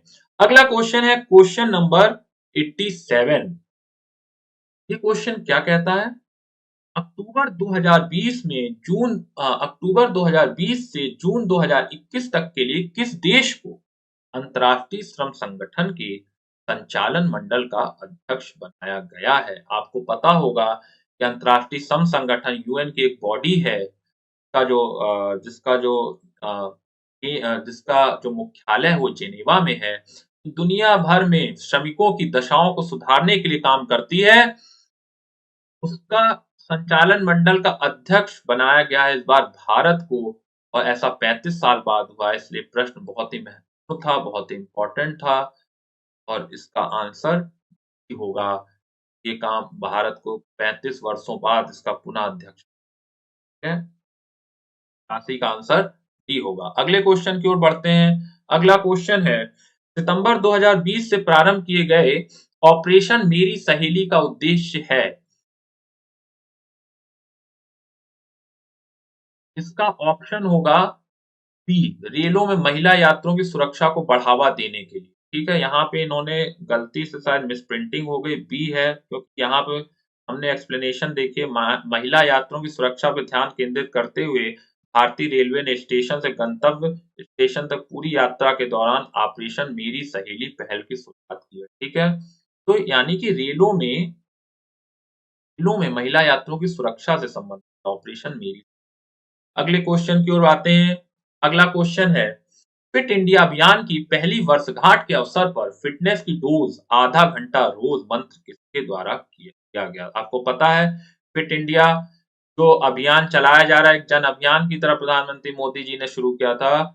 और ये जो हमारा खेल दिवस है, मेजर ध्यानचंद का जो जन्म दिवस जिसे भी कहा जाता है, इसी पे हमारे देश में खेल दिवस मनाया जाता है। वहां उस समय इसकी शुरुआत की गई थी और इस बार प्रधानमंत्री ने फिटनेस की डोज और आधा घंटा रोज करके एक मंत्र दिया, हर व्यक्ति को स्वस्थ रहने के लिए, देश के हर नागरिक को स्वस्थ रहने के लिए कहा है कि आधा घंटा अगर हम अपने शरीर पर ध्यान दें तो जीरो इन्वेस्टमेंट पे 100% हमें रिजल्ट मिलता है। स्वास्थ्य के लिए उन्होंने कहा है ऐसा, अगर हम आधा घंटा सिर्फ एक्सरसाइज कर लें तो हमें हमारी फिटनेस बेहतर रहेगी। तो किसने ये मंत्र दिए? हमारे प्रधानमंत्री माननीय नरेंद्र मोदी। या इसलिए इसका ऑप्शन ए होगा। अगले क्वेश्चन की ओर हम बढ़ते हैं। अगला क्वेश्चन है, राजमाता विजय राजे सिंधिया के 100वें जन्म दिवस पर प्रधानमंत्री नरेंद्र मोदी ने जारी किया ऑप्शन क्या इस बार जारी किया था? एक सिक्का जारी किया है, कितने का किया है? 50 रुपए का, 50 रुपए का नोट, 100 रुपए का सिक्का। यानी सी ऑप्शन इसका राइट है, क्योंकि 12 अक्टूबर 2020 को 100 रुपए का स्मृति सिक्का जारी किया है राजमाता विजय राजे सिंधिया के 100वें जन्म दिवस के अवसर पर। ठीक है, अब आते हैं अगले क्वेश्चन की ओर। अगला क्वेश्चन है, किस राज्य की लघु वृत्तचित्र ची लूपो, वृत्तचित्र क्या नाम है? ची लूपो ने दादा साहब फाल्के पुरस्कार 2020 जीता है? तो आपको पता होगा कि जो ची लूपो है उसके निर्माता केजंग डी थुंगडोक हैं, जिन्हें दादा साहब फाल्के पुरस्कार 2020 मिला। ये कहां से है? अरुणाचल प्रदेश से है। और यही हमारे प्रश्न में पूछा भी गया है, किस राज्य की है ये चलचित्र? तो ये डी है, अरुणाचल प्रदेश से, क्योंकि इन्होंने ये हनी हंटिंग पर एक डॉक्यूमेंट्री बनाई है, उसी का नाम है ची लूपो। और ये अरुणाचल प्रदेश की दास्तान ये डॉक्यूमेंट्री बताती। अब हम इसी के साथ, यानी कि इस क्वेश्चन का आंसर डी होगा। इसी के साथ हम अगले क्वेश्चन की ओर बढ़ते हैं। अगला क्वेश्चन है, इस निजी क्षेत्र के बैंक ने किसानों के लिए ई किसान धन ऐप चालू किया है? तो इसका राइट आंसर है ई किसान धन ऐप चालू किया एचडीएफसी बैंक ने। तो राइट आंसर इसका बी हो जाएगा, क्योंकि बी ऑप्शन में ही दे रखा है एचडीएफसी बैंक। एक्सिस बैंक दे रखा है, ये नहीं है। आईडीबीआईसी में है, ये नहीं है। डी में कोटक महिंद्रा, ये नहीं है। राइट आंसर है एचडीएफसी बैंक। ताकि और इस जो ऐप है, इसकी जो महत्वपूर्ण बात ये है कि किसान अब घर बैठे बैंकिंग खेती से जुड़ी सेवाओं का फायदा उठा पाएगा इस ऐप के माध्यम से। ठीक है, और ऐसे करने की शुरुआत एचडीएफसी बैंक ने की है, इस ऐप को लागू करके, इस ऐप को चालू करके या जारी करके। ठीक है, अब हम नए नए क्वेश्चन की ओर बढ़ते हैं। नया क्वेश्चन यानी अगला क्वेश्चन हमारा 93 है। 93 क्वेश्चन क्या कहता है? 93rd क्वेश्चन क्या कहता है? भारत ने किस शहर के अंतर्राष्ट्रीय हवाई अड्डे पर सबसे पहले कोविड-19 परीक्षण की सुविधा प्रदान की? आप सबको पता है ऐसा सबसे पहले दिल्ली के इंदिरा गांधी अंतर्राष्ट्रीय हवाई अड्डे पे ये सुविधा प्रदान की गई थी। इसलिए इस क्वेश्चन का ऑप्शन बी होगा, इसमें किसी को संदेह नहीं होना चाहिए। इसी के साथ हम अगले क्वेश्चन की ओर आगे बढ़ते हैं। अगला क्वेश्चन है 94, राफेल फाइटर एयरक्राफ्ट को किस वायुसेना स्टेशन पर औपचारिक रूप से भारतीय वायुसेना में शामिल किया? आपको सभी पता है, जो राफेल के जो लड़ाकू विमान हमारे पास फ्रांस से आ रहे हैं, वो सबसे पहले अंबाला में शामिल किए गए हैं। इसका ऑप्शन डी होगा, अंबाला। पहली खेप आई थी 5 राफेल फाइटर्स जेट प्लेन की, उन्हें सबसे पहले अंबाला में ही भारत के भारत के जो सेना है उसमें शामिल किया गया, में शामिल किया, इसलिए इस क्वेश्चन पर सी होगा। अब आप आगे बढ़ते हैं नेक्स्ट क्वेश्चन की ओर। नेक्स्ट क्वेश्चन है, भारत की पहली एंटी रेडिएशन मिसाइल का नाम क्या है? पहले तो समझ लेते हैं एंटी रेडिएशन मिसाइल क्या होती है। एंटी रेडिएशन मिसाइल ये होती है, वो ऐसी चीजों पे प्रहार करती है जो रेडियो फ्रीक्वेंसी एमिट करते हैं, यानी कि कहने का मतलब है उन यंत्रों पे प्रहार करती है जो रेडियो फ्रीक्वेंसी एमिट करते हैं। और ऐसे यंत्र कौन होते हैं? ऐसे यंत्र होते हैं जैसे राडार। यानी राडार जैसी चीजों को नष्ट करने के लिए इस मिसाइल का प्रयोग किया जाता है। भारत ने ऐसी पहली एंटी रेडिएशन मिसाइल बनाई है, उसका नाम क्या है? रुद्रम। इसलिए इस क्वेश्चन का जो ऑप्शन होगा वो डी होगा, रुद्रम। ठीक है, अगले क्वेश्चन की ओर हम बढ़ते हैं। अगला क्वेश्चन है, भारतीय क्रिकेट कंट्रोल बोर्ड द्वारा किसे सर्व भारतीय महिला चयन समिति का अध्यक्ष नियुक्त किया गया है? आपको पता होगा इस ये हाल ही में भारतीय महिला क्रिकेट टीम के चयन समिति के अध्यक्ष बनाई गई हैं। वो महिला है नीतू डेविड। हमारे ऑप्शन बी में से दिखाया गया है, इसलिए इस क्वेश्चन का जो आंसर होगा वो ऑप्शन बी होगा, यानी कि 96 का ऑप्शन बी। अब अगले क्वेश्चन की ओर बढ़ते हैं। अगला क्वेश्चन है, महिला एकल यूएस ओपन टेनिस टूर्नामेंट 2020 किसने जीता? फिर एक आसान सवाल है, क्योंकि आपको पता है नाओमी ओसाका जो जापान की हैं, यूएस ओपन 2020 को जीता था। उन्होंने फाइनल में बेलारूस की विक्टोरिया अजारेंका को हराया था। ठीक है? इसी के साथ इस क्वेश्चन का ऑप्शन ए हो जाएगा, नाओमी ओसाका। अब इसी के साथ अगले क्वेश्चन की ओर बढ़ते हैं। अगला क्वेश्चन 98, 4 अक्टूबर 2020 को आयोजित लंदन मैराथन में प्रथम स्थान पर रहने वाला एथलीट है। तो अक्टूबर में लंदन मैराथन हुई, उसमें पहले स्थान पर रहे हैं शुरा किटाटा। इथोपिया के शुरा किटाटा ही नंबर 1 रहे हैं, इसलिए इसका ऑप्शन बी ही इसका राइट आंसर होगा कि लंदन मैराथन में प्रथम स्थान पे शुरा किटाटा रहे हैं। ये इथोपिया के एथलीट हैं। अगले क्वेश्चन की ओर बढ़ते हैं। अगला क्वेश्चन है, 15 अगस्त 2020 को एम एस धोनी के साथ किस भारतीय क्रिकेट खिलाड़ी ने अंतरराष्ट्रीय क्रिकेट से संन्यास की घोषणा की? इसका आंसर मुझे लगता है आप सभी को पता होगा, क्योंकि जिस दिन महेंद्र सिंह धोनी ने अपने क्रिकेट से संन्यास की घोषणा की थी, उसी शाम में सुरेश रैना ने भी ऐसा कर दिया था, इसलिए इसका आंसर ए होगा। अगला क्वेश्चन अब देखते हैं क्या है। अगला क्वेश्चन है, हाल ही में किसे नेशनल स्कूल ऑफ ड्रामा, जिसे एनएसडी बोला जाता है, का अध्यक्ष चुना गया? आप सभी को पता है ये चीज, ये खबर चर्चा में खूब रही थी। परेश रावल ही वो व्यक्ति हैं जिन्हें नेशनल स्कूल ऑफ ड्रामा का अध्यक्ष बनाया गया है, इसलिए इस क्वेश्चन का ऑप्शन डी होगा। क्वेश्चन नंबर 100 का राइट आंसर डी है। अगले क्वेश्चन को देखते हैं। अगला क्वेश्चन है, रक्षा अनुसंधान एवं विकास संगठन का प्रमुख कौन है? तो आपको पता होगा रक्षा अनुसंधान एवं विकास संगठन, डीआरडीओ भी कहते हैं, उसके जो अध्यक्ष हैं, उसके जो प्रमुख हैं, डॉक्टर जी सतीश हैं। 2018 में इस पद पर बैठाया गया था। इस पद को सुशोभित कर रहे हैं 2018 से डॉक्टर जी सतीश रेड्डी। अब अगले क्वेश्चन की ओर बढ़ते हैं। अगला क्वेश्चन है, इस विषय के लिए डॉक्टर बुशरा अतीक और डॉक्टर रितेश अग्रवाल को शांति स्वरूप भटनागर पुरस्कार 2020 के लिए चुना गया। आपको पता है कि जो डॉक्टर बुशरा अतीक और डॉक्टर रितेश अग्रवाल हैं, ये चिकित्सीय विज्ञान से संबंधित। और आपको पता है कि जो हमारे शांति स्वरूप भटनागर पुरस्कार होता है, ऐसे युवा वैज्ञानिकों को दिया जाता है जो नए-नए क्षेत्रों में आविष्कार करते हैं। ये जो इस साल 2020 में मिला है, जो इन 2 लोगों को ने चिकित्सा क्षेत्र में, चिकित्सा विज्ञान के क्षेत्र में महत्वपूर्ण उल्लेखनीय भूमिका जो निभा, आधार पे इन्हें ये पुरस्कार दिया गया। इसलिए 102 जो क्वेश्चन है इसका आंसर सी होगा, चिकित्सीय विज्ञान। अगले क्वेश्चन की ओर बढ़ते हैं। अगला क्वेश्चन है, नोबल शांति पुरस्कार 2020 के लिए किसे चुना गया? आपको पता होगा कि बहुत इंपॉर्टेंट था 2020 का नोबेल शांति पुरस्कार, जो कि विश्व खाद्य कार्यक्रम को दिया गया था, वर्ल्ड फूड प्रोग्राम को दिया गया था। इस क्वेश्चन नंबर 103 का राइट आंसर होगा बी, विश्व खाद्य प्रोग्राम। अगले क्वेश्चन की ओर बढ़ते हैं।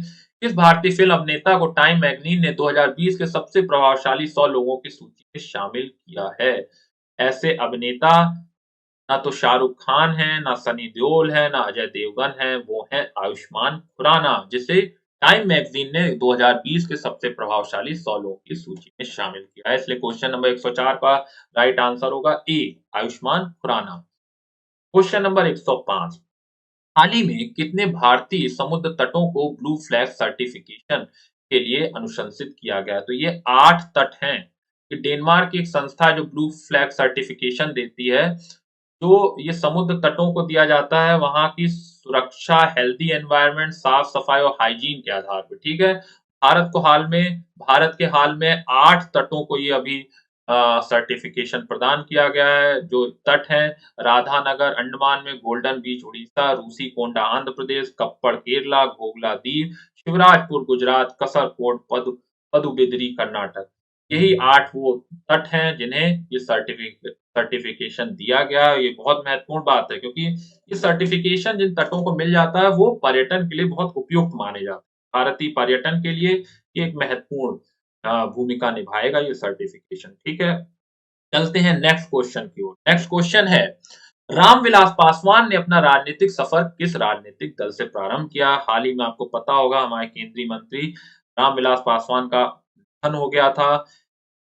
ये सवाल उसी उन्हीं से संबंधित है कि उन्होंने अपना जो राजनीतिक सफर है वो कब शुरू किया, किस दल में रहकर शुरू किया था? तो इसका राइट आंसर है संयुक्त सोशलिस्ट पार्टी।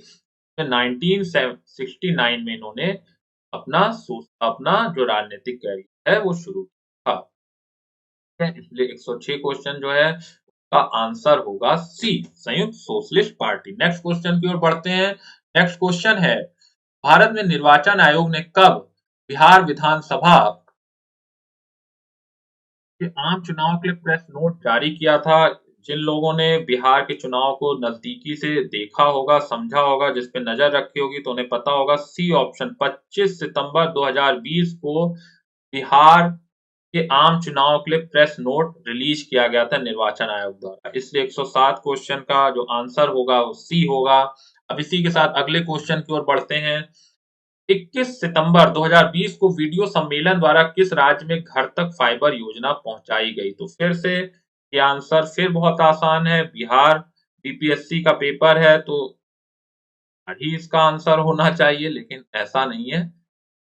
इसलिए है क्योंकि नरेंद्र मोदी ने, जो प्रधानमंत्री हमारे, घर तक फाइबर स्कीम की शुरुआत बिहार के लगभग 46,000 गांवों की उच्च गति के ऑप्टिकल फाइबर से जोड़ने के लिए इस योजना की शुरुआत की। कब? 21 सितंबर 2020। ठीक है। इसका राइट आंसर सी होगा, बिहार। अगले क्वेश्चन की ओर बढ़ते हैं।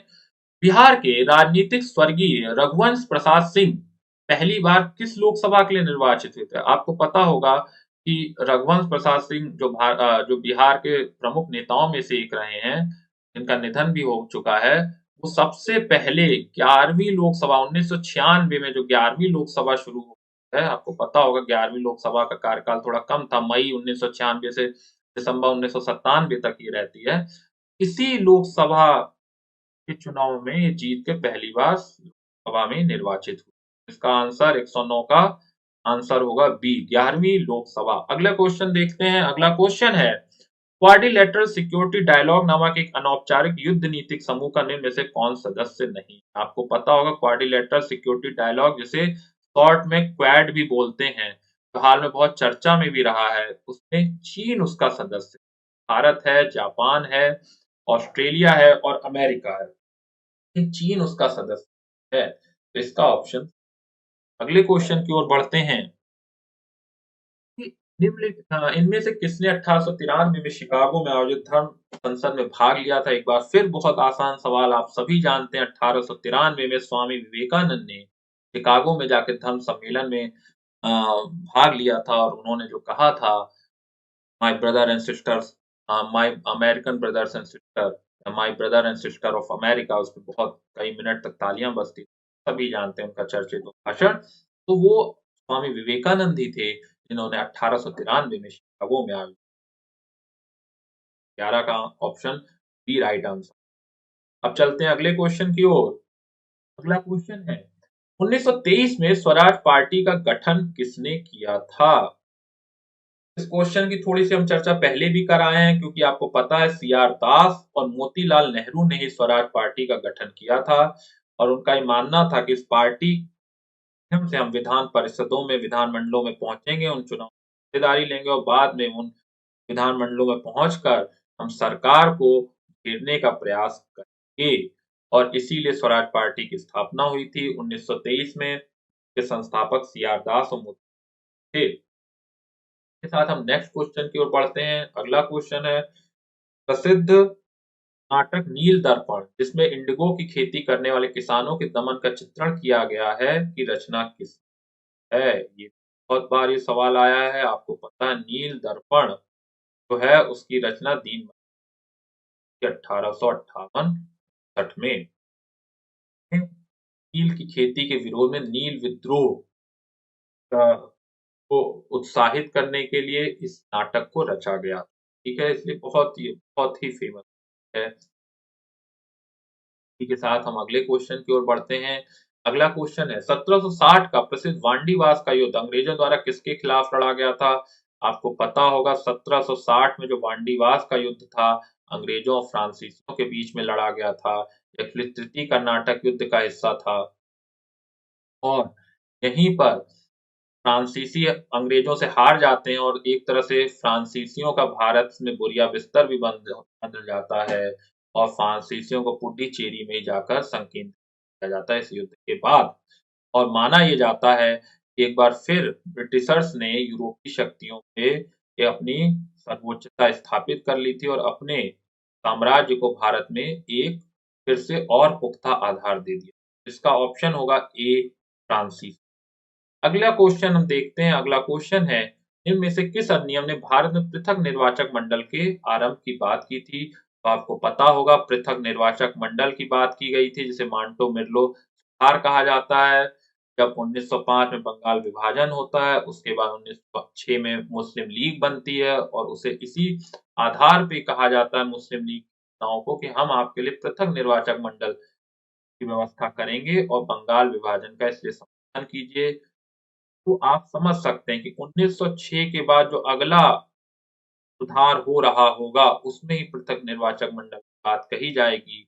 तो वो ही था भारतीय परिषद अधिनियम 1909 जिसमें पृथक निर्वाचक मंडल की बात थी, यानी कि देश को ऐसे ऐसे निर्वाचक मंडल जहां पर व्यक्ति होगा चुनाव में खड़ा होगा वो भी मुस्लिम होगा, वहां वोट करने वाली जनता भी सिर्फ मुस्लिम ही जो होंगे वही वोट कर सकेंगे व्यवस्था को। और माना ये जाता था कि भारत के विभाजन का आधार भी बाद में यही व्यवस्था बनी। तो ये कब आया था ये प्रावधान? ये भारतीय परिषद अधिनियम 19 आया था। ये इस क्वेश्चन आंसर डी हो। अगले क्वेश्चन की ओर बढ़ते हैं। अगला क्वेश्चन है, 1831 में बुद्धो भगत के नेतृत्व में कोल विद्रोह किस क्षेत्र में हुआ? तो इसका आंसर है बी, सिंहभूमि क्षेत्र में। क्योंकि जो आपको पता है कोल विद्रोह छोटा नागपुर क्षेत्र में हुआ था, तो छोटा नागपुर के अंतर्गत सिंहभूमि आता है। ना तो कच्छ आता है, ना पश्चिमी घाट, ना सतारा। का ऑप्शन हो जाएगा बी। का जो क्वेश्चन है उसका आंसर बी हो जाता है जहां वो होता है। अगले क्वेश्चन की ओर बढ़ते हैं। अगला क्वेश्चन है, बिहार में 1857 के विद्रोह का नेतृत्व किसने किया? आपको पता है बिहार में जो नेतृत्व किया था वो जगदीशपुर के एक जमींदार थे कुंवर सिंह ने, और इनका विद्रोह बड़ा पॉपुलर भी रहा क्योंकि माना जाता है कि यही वो एक व्यक्ति थे जो लगातार ब्रिटिश सत्ता को, ब्रिटिश साम्राज्य को, ब्रिटिश सरकार को लगातार छका। ठीक है, तो इसका ऑप्शन है सी, कुंवर सिंह। तो 17 का राइट आंसर है सी। अगले क्वेश्चन को देखते हैं। चंपारण में इंडिगो के किसानों की दशा की ओर गांधी जी का ध्यान किसने आकर्षित किया? आपको पता है कि चंपारण जब गांधी जी भारत आते हैं उनका पहला जो सत्याग्रह वो करते हैं वो चंपारण में ही करते हैं और उन्हें चंपारण लाने का जो श्रेय दिया जाता है वो राजकुमार शुक्ल को दिया जाता है। इसलिए इस क्वेश्चन का जो ऑप्शन है, जो राइट आंसर है वो राजकुमार शुक्ल है, डी। ठीक है, अगले क्वेश्चन की ओर बढ़ते हैं। अगला क्वेश्चन है, प्राचीन महाजनपद अ, मगध की प्रथम राजधानी कौन सी थी? पाटलिपुत्र, वैशाली, चंपा, अंग। तो अगर हम बात करें जो प्राचीन महाजनपद मगध थी उसकी प्रथम राजधानी तो राजगृह या राजगीर थी। पाटलिपुत्र बाद में उदयन बनाया था लेकिन वो प्रथम नहीं कही जा सकती, वो द्वितीय होगी। इसलिए ये क्वेश्चन है, इसका राइट आंसर उपर्युक्त में से कोई भी नहीं हो। इसलिए इसका जो राइट आंसर होगा वो ई होगा, प्रयुक्त में से कोई नहीं। अब इसी के साथ नेक्स्ट क्वेश्चन की ओर चलते हैं। नेक्स्ट क्वेश्चन है, स्वामी सहजानंद निम्न में से किससे संबंधित थे? आपको पता होगा कि बिहार में जो किसान आंदोलन हुआ था उसमें स्वामी सहजानंद संबंधित थे। इसका ऑप्शन हो जाएगा सी। अब आते हैं क्वेश्चन नंबर 121 में। निम्न में से कौन सा भारत में गांधी जी का प्रथम सत्याग्रह आंदोलन था जिसमें उन्होंने सविनय अवज्ञा का प्रयोग किया था? ये एक बार फिर बहुत आसान सवाल है। हम सभी जानते हैं जब गांधी जी भारत आए थे 1915 में, उसके बाद 1917 में पहली बार वो एक जन आंदोलन से शामिल होते हैं, चंपारण में वो होता है और वहीं पे उन्होंने पहली बार सविनय अवज्ञा का प्रयोग किया था। इसलिए 121 का ऑप्शन ए हो जाएगा। आप देख रहे होंगे कि चंपारण आंदोलन से कई सवाल आ चुके हैं इसी एग्जाम में। ठीक है, अभी राजकुमार शुक्ल वाला हमने सवाल किया है। चलते हैं नेक्स्ट क्वेश्चन की ओर। 122 क्वेश्चन, निम्न में से किस हड़प्पन नगर में जुते हुए खेतों के निशान मिले हैं?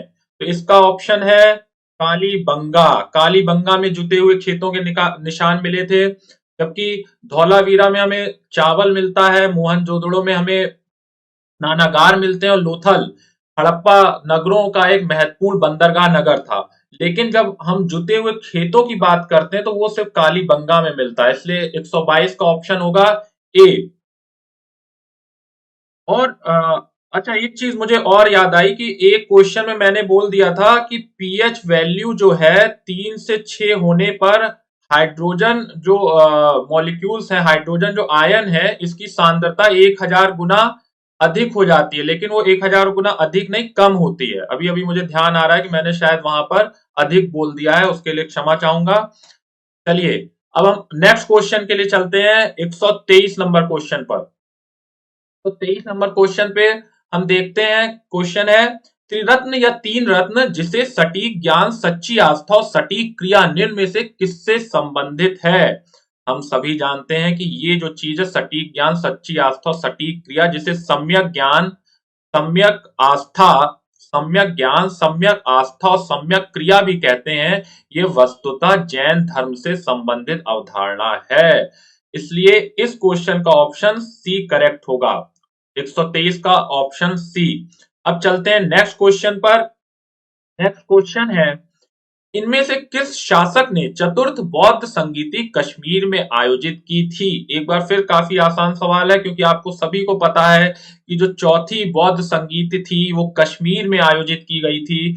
और ये कनिष्क उस समय राजा था, कनिष्क एक कुषाण राजा था जो बौद्ध धर्म का संरक्षक था, और इसी के शासनकाल में चौथी बौद्ध संगीति कश्मीर में आयोजित की गई थी। इसलिए 124 नंबर क्वेश्चन का ऑप्शन सी होगा। चलते हैं नेक्स्ट क्वेश्चन पे। नेक्स्ट क्वेश्चन है, निम्न में से किस भारतीय दर्शन ने परमाणु सिद्धांत का प्रतिपादन किया था? तो आपको बता दें वो वैशेषिक दर्शन ही था जिसने परमाणु सिद्धांत का प्रतिपादन किया था। उसके आधार पर संपूर्ण जो विश्व है, जो हमारा संपूर्ण कॉस्मोस है, उसकी सृष्टि का, उसके सृजन की उसने व्याख्या की थी। परमाणु सिद्धांत पर आधारित व्याख्या उसे कही जाती है। इसलिए 125 जो क्वेश्चन है उसका जो आंसर होगा वो डी होगा, यानी वैशेषिक।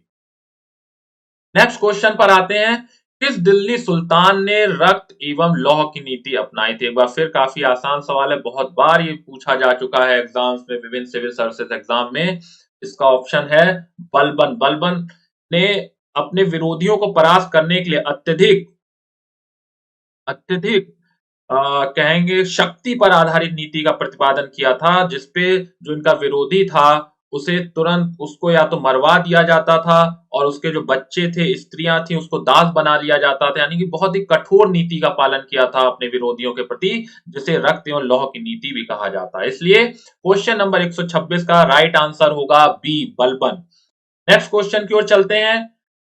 कौन सा मध्यकालीन भारतीय साम्राज्य व्यापक स्तर पर स्थानीय स्वशासन के लिए प्रसिद्ध था? आपको पता है कि स्थानीय स्वशासन की जो अवधारणा है भारत में 16 जनपदों में भी हमने देखा था, कई जगहों पे देखने को मिलती है।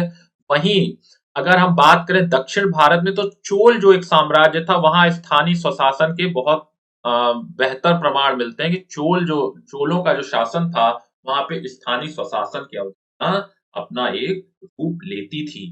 ठीक है, तो वहीं स्थानीय जो स्वशासन था, उर तथा उसे उर कहा जाता था, वहां पर सभी सदस्य जो वयस्क होते थे उसके सदस्य होते। ठीक है, नेक्स्ट क्वेश्चन की ओर चलते हैं। परचिन कारी या पिट्रा ड्यूरा निम्नलिखित में से किससे संबंधित है? आपको पता होगा, जिन्होंने कल्चर और आर्ट एंड कल्चर पढ़ा होगा, पिट्रा ड्यूरा एक खास तरह की एक तकनीक होती थी जो भारत में इंडो इस्लामिक जो आर्किटेक्चर है उससे जुड़ी हुई है। जिसमें होता क्या है कि जवाहरातों को संगमरमर का जो पत्थर होता है उसके बीच बीच में छेद करके या थोड़ा सा जगह बनाकर जवाहरातों को उसमें फिट कर दिया जाता है और वो बहुत चमकते हैं अंधेरे के समय में। इसका ताजमहल जैसी जो हमारे ऐतिहासिक जो मॉन्यूमेंट्स हैं उनमें इसका प्रयोग किया गया है। तो ये पिट्रा ड्यूरा वस्तुतः क्या है? ऑप्शन ए सही है, दीवारों में अर्ध कीमती पत्थर जड़कर फूलों की नक्काशी करना। ठीक है, यहाँ पर पत्थर हैं, इनमें कुछ जो आपके अर्ध कीमती पत्थर हैं उनकी मदद से उन्हें जड़कर फूल और पत्ती की जो हम संरचनाएं बना देते थे, जो आर्किटेक्ट लोग, वही ये पिट्रा ड्यूरा तकनीक कहलाती है। ये वस्तुतः इंडो इस्लामिक जो आर्किटेक्चर है उससे संबंधित। ठीक है, यानी कि 128 क्वेश्चन का आंसर ए होगा। नेक्स्ट क्वेश्चन की ओर चलते हैं, क्वेश्चन नंबर 129। किस मुगल शासक ने चित्रकारी के लिए कारखाने बनवाए थे? तो आपको पता है कि जहांगीर ही वो शासक था जिसके काल में, मुगल काल में चित्रकारी पे बहुत काम हुआ था और इसी ने अपने यहाँ चित्रकारी के कारखाने बनाए थे। इसने हेरात के आगराचा के नेतृत्व में आगरा में चित्रशाला की स्थापना की थी। ठीक है, नेक्स्ट क्वेश्चन की ओर चलते हैं, क्वेश्चन नंबर 130। बंगाल में द्विशासन प्रणाली किसके द्वारा लागू की गई थी? द्विशासन का अर्थ है द्वैत प्रणाली, आपने बहुत सुना होगा और आपको पता है ये रॉबर्ट क्लाइव के समय में ही इसे लागू किया गया था। जिसमें होता ये था कि राजस्व का जो इकट्ठा करने का जो दायित्व था वो अंग्रेजों के पास था, राजस्व प्राप्ति अंग्रेजों को होती थी, जबकि प्रशासन का दायित्व नवाब के हाथ पे था। इसलिए इनके पास अधिकार थे लेकिन जिम्मेदारी नहीं थी, जबकि नवाब के पास अधिकार नहीं थे और जिम्मेदारी थे। इसी वाली प्रणाली को द्वैत या दुशासन प्रणाली कहा जाता है और इसके सृजनकर्ता रॉबर्ट क्लाइव को माना जाता है, या लागू करता। वस्तुतः उसे सही शब्द अगर हम कहें तो लागू करता है, क्योंकि ये कॉन्सेप्ट था जिसे रॉबर्ट क्लाइव ने व्यापक स्तर पे लागू किया था पहली बार। ठीक है, आगे चलते हैं।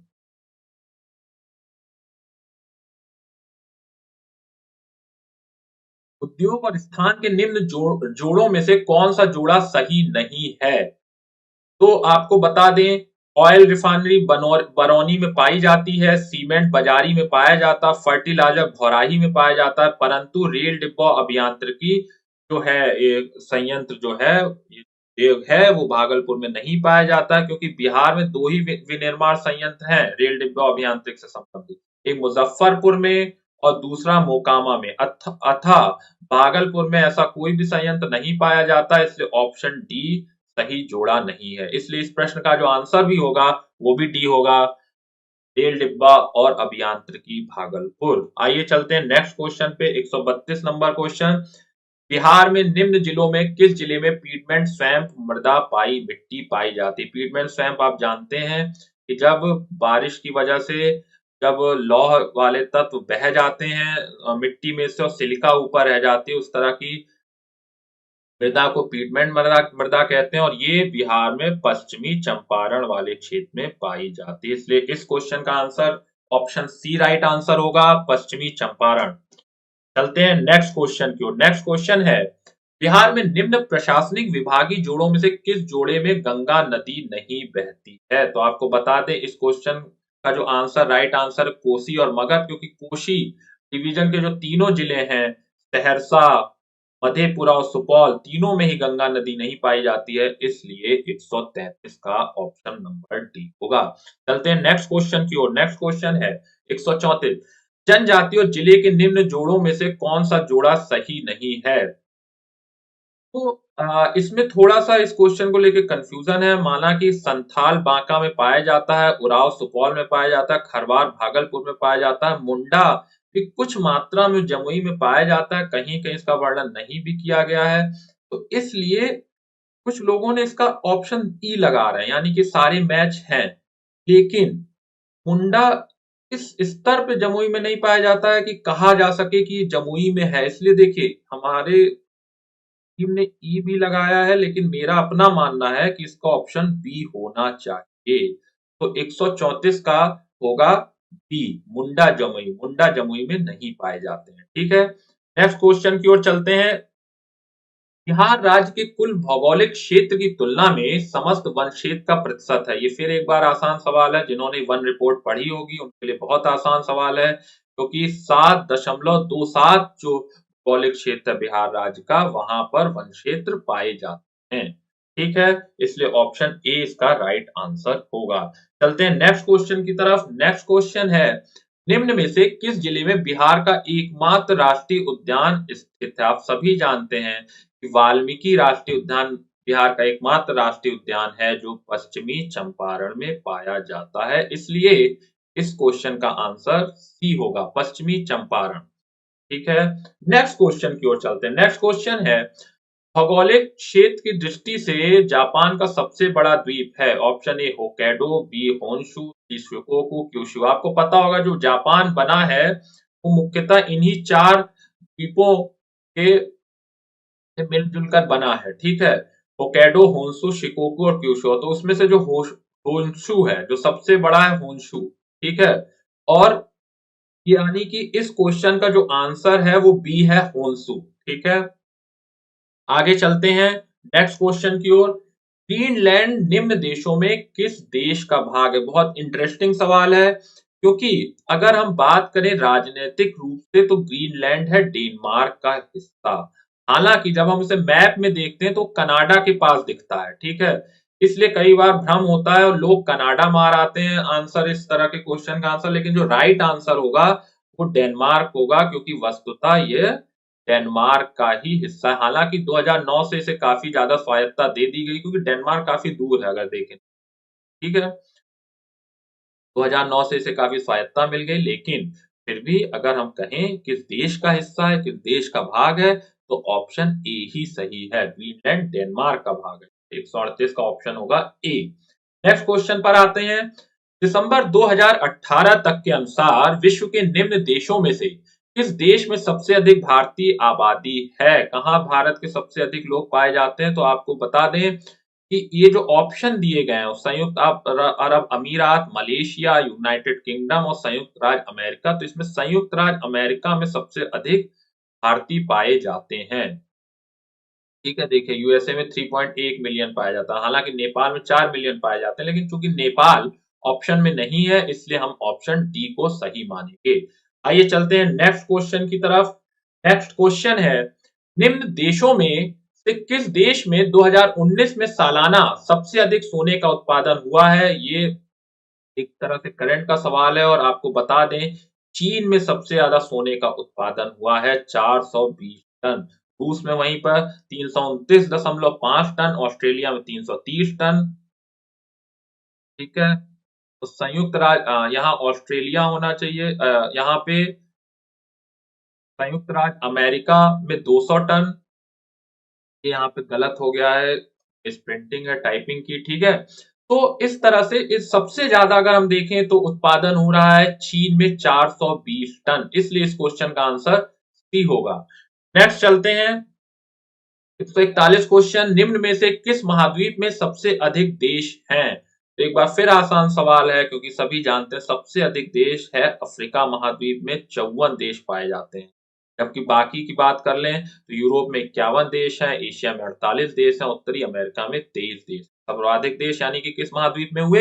अफ्रीका में। Option C is the right answer. Next question की ओर चलते हैं।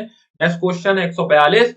2011 की जनसंख्या के अनुसार भारत के किन राज्य के आदिवासियों की आबादी का प्रतिशत उनकी कुल आबादी की तुलना में सबसे अधिक है? तो आपको बता दें मिजोरम ही वो राज्य है जहां पे कुल आबादी का सर्वाधिक प्रतिशत आदिवासियों का है, एसटी का है, शेड्यूल्ड ट्राइब्स का है। लगभग 94.5% आबादी यहाँ पर शेड्यूल्ड ट्राइब की है, जबकि अरुणाचल प्रदेश में 68.79%, नागालैंड में 86.46% और मेघालय में 86.15% है। इसलिए इस क्वेश्चन का जो आंसर होगा, जो राइट ऑप्शन होगा, वो सी होगा। चलते हैं नेक्स्ट क्वेश्चन की ओर। नेक्स्ट क्वेश्चन है, निम्न कॉफी उत्पादन क्षेत्रों में से कौन सा क्षेत्र कर्नाटक में नहीं? आप जानते हैं कि भारत में कर्नाटक में सर्वाधिक कॉफी का उत्पादन होता है और उसमें जो क्षेत्र है, चिकमंगलुरु हो चाहे कुर्ग हो चाहे बाबा बुदन गिरी, ये सभी का कॉफी उत्पादन क्षेत्र है जो कर्नाटक में पड़ते हैं। लेकिन अगर हम बात करें पुलनेज की, तो ये कर्नाटक में नहीं पड़ता, हालांकि कॉफी उत्पादक क्षेत्र है और ये पड़ता कहाँ है? तमिलनाडु में। इसलिए अगर हम बात करें इस क्वेश्चन के राइट ऑप्शन की, तो ऑप्शन डी ही राइट ऑप्शन होगा, पुलनेज। इसी के साथ हम नेक्स्ट क्वेश्चन की ओर चलते हैं। नेक्स्ट क्वेश्चन है, भौगोलिक क्षेत्र की दृष्टि से भारत के निम्न जिलों में से कौन सा जिला सबसे अधिक बड़ा है? अगर एक्चुअली प्रश्न ये होगा सबसे अधिक है या क्षेत्रफल सबसे अधिक है, तो हमने यहाँ पे दे रखा है क्षेत्रफल वाइज कच्छ का सबसे ज्यादा है, क्योंकि कच्छ का जो क्षेत्रफल है वो है 45,662 वर्ग किलोमीटर। अगर हम लेह की बात करें ये सिर्फ 45,110 वर्ग किलोमीटर है। अगर हम जैसलमेर की बात करें ये 38,401 वर्ग किलोमीटर है और अगर हम बाड़मेर की बात करें तो 28,387 वर्ग किलोमीटर है। अर्थात सर्वाधिक जो क्षेत्रफल है वो कच्छ का है, 45,662 वर्ग किलोमीटर। इसलिए हमारा राइट ऑप्शन होगा ऑप्शन बी। चलते हैं नेक्स्ट क्वेश्चन की ओर। नेक्स्ट क्वेश्चन है, भारत के किस राज्य में वन्य जीव अभ्यारण्य सबसे अधिक संख्या में है? तो आपको बता दें सब सर्वाधिक वन्य जीव अभ्यारण्य महाराष्ट्र में 48 पाए जाते हैं, जबकि अगर हम कर्नाटक की बात करें तो 31 वन्य जीव अभ्यारण्य है, वहीं तमिलनाडु में 29 और मध्य प्रदेश में 25 है। इसलिए अगर हम राइट ऑप्शन की बात करें तो option C right option, right answer. चलते हैं नेक्स्ट क्वेश्चन की ओर। नेक्स्ट क्वेश्चन है 146। क्वेश्चन है, बिहार में प्रवाहित होने वाली निम्न नदियों में से उत्तर की ओर प्रवाहित होने वाली कौन सी नदी है? ऑप्शन दे रखे हैं बागमती, कमला, कोसी और गंडक। बता दें ये चारों ही नदियां उत्तर की तरफ प्रभावित होती हैं, इसलिए हमारा राइट आंसर होगा ई, क्योंकि एक से अधिक ऑप्शन होने पर ई ऑप्शन सही है। तो चलते हैं अब नेक्स्ट क्वेश्चन की ओर। नेक्स्ट क्वेश्चन है, निम्न हिमालय पर्वत श्रेणियों में से किस पर्वत श्रेणी को अटल टनल पार करती है? अभी हाल ही में अटल टनल का शुभारंभ किया गया था अक्टूबर दिसंबर में प्रधानमंत्री मोदी जी द्वारा, ठीक है, जो लेह मनाली के मार्ग को छोटा करेगी, की दूरी को कम करेगी, समय उनसे लेह से मनाली से लेह जाने वाले समय को कम करेगी, ठीक है। तो ये जो है ये पूर्वी पीर पंजाल श्रेणी में पाया जाता है, पूर्वी Pir Panjal. Option D is the right answer, ठीक है। चलते हैं नेक्स्ट क्वेश्चन की तरफ। नेक्स्ट क्वेश्चन है, भारत का 13वां प्रधान बंदरगाह किस राज्य में स्थापित किया जा रहा है? आपको पता होगा हाल ही में 13वां प्रधान बंदरगाह की स्थापना के लिए केंद्रीय मंत्रिमंडल ने स्वीकृति दे दी है। ये होने जा रहा है इसका निर्माण महाराष्ट्र में वाधवन में, ठीक है। इसलिए इस क्वेश्चन का राइट ऑप्शन होगा, राइट आंसर होगा सी महाराष्ट्र।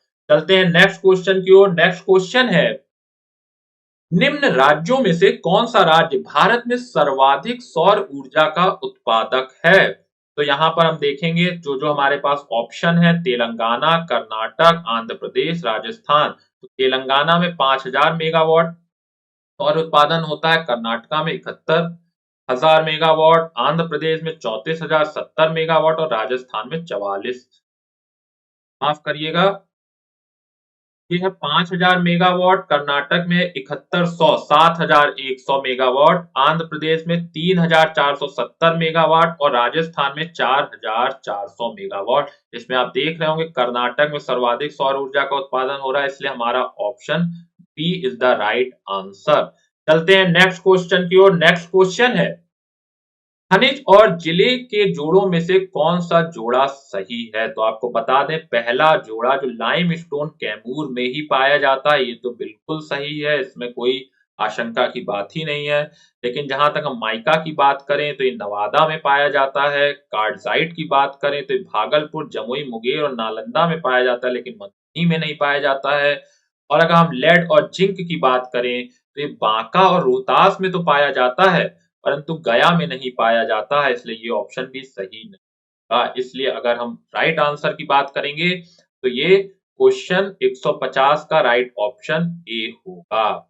इसी के साथ मित्रों हमारा एक कार्यक्रम समाप्त होता है। आशा करता हूं कि इसमें अधिकतर क्वेश्चन के आंसर हमने पूरी ईमानदारी और मेहनत से सही करने की कोशिश की है। हालांकि फिर भी अगर कुछ अशुद्धियों की संभावना रहेगी तो हमें कमेंट सेक्शन में जरूर बताएंगे। हम उन अशुद्धियों को पुनः सुधारने का प्रयास करेंगे। अब तब तक के लिए आप सभी को इस कार्यक्रम को सुनने के लिए, देखने के लिए धन्यवाद और आशा करता हूं कि अगर ये कार्यक्रम आपको पसंद आया होगा तो इसे शेयर और हमारे चैनल को सब्सक्राइब करना ना भूलें।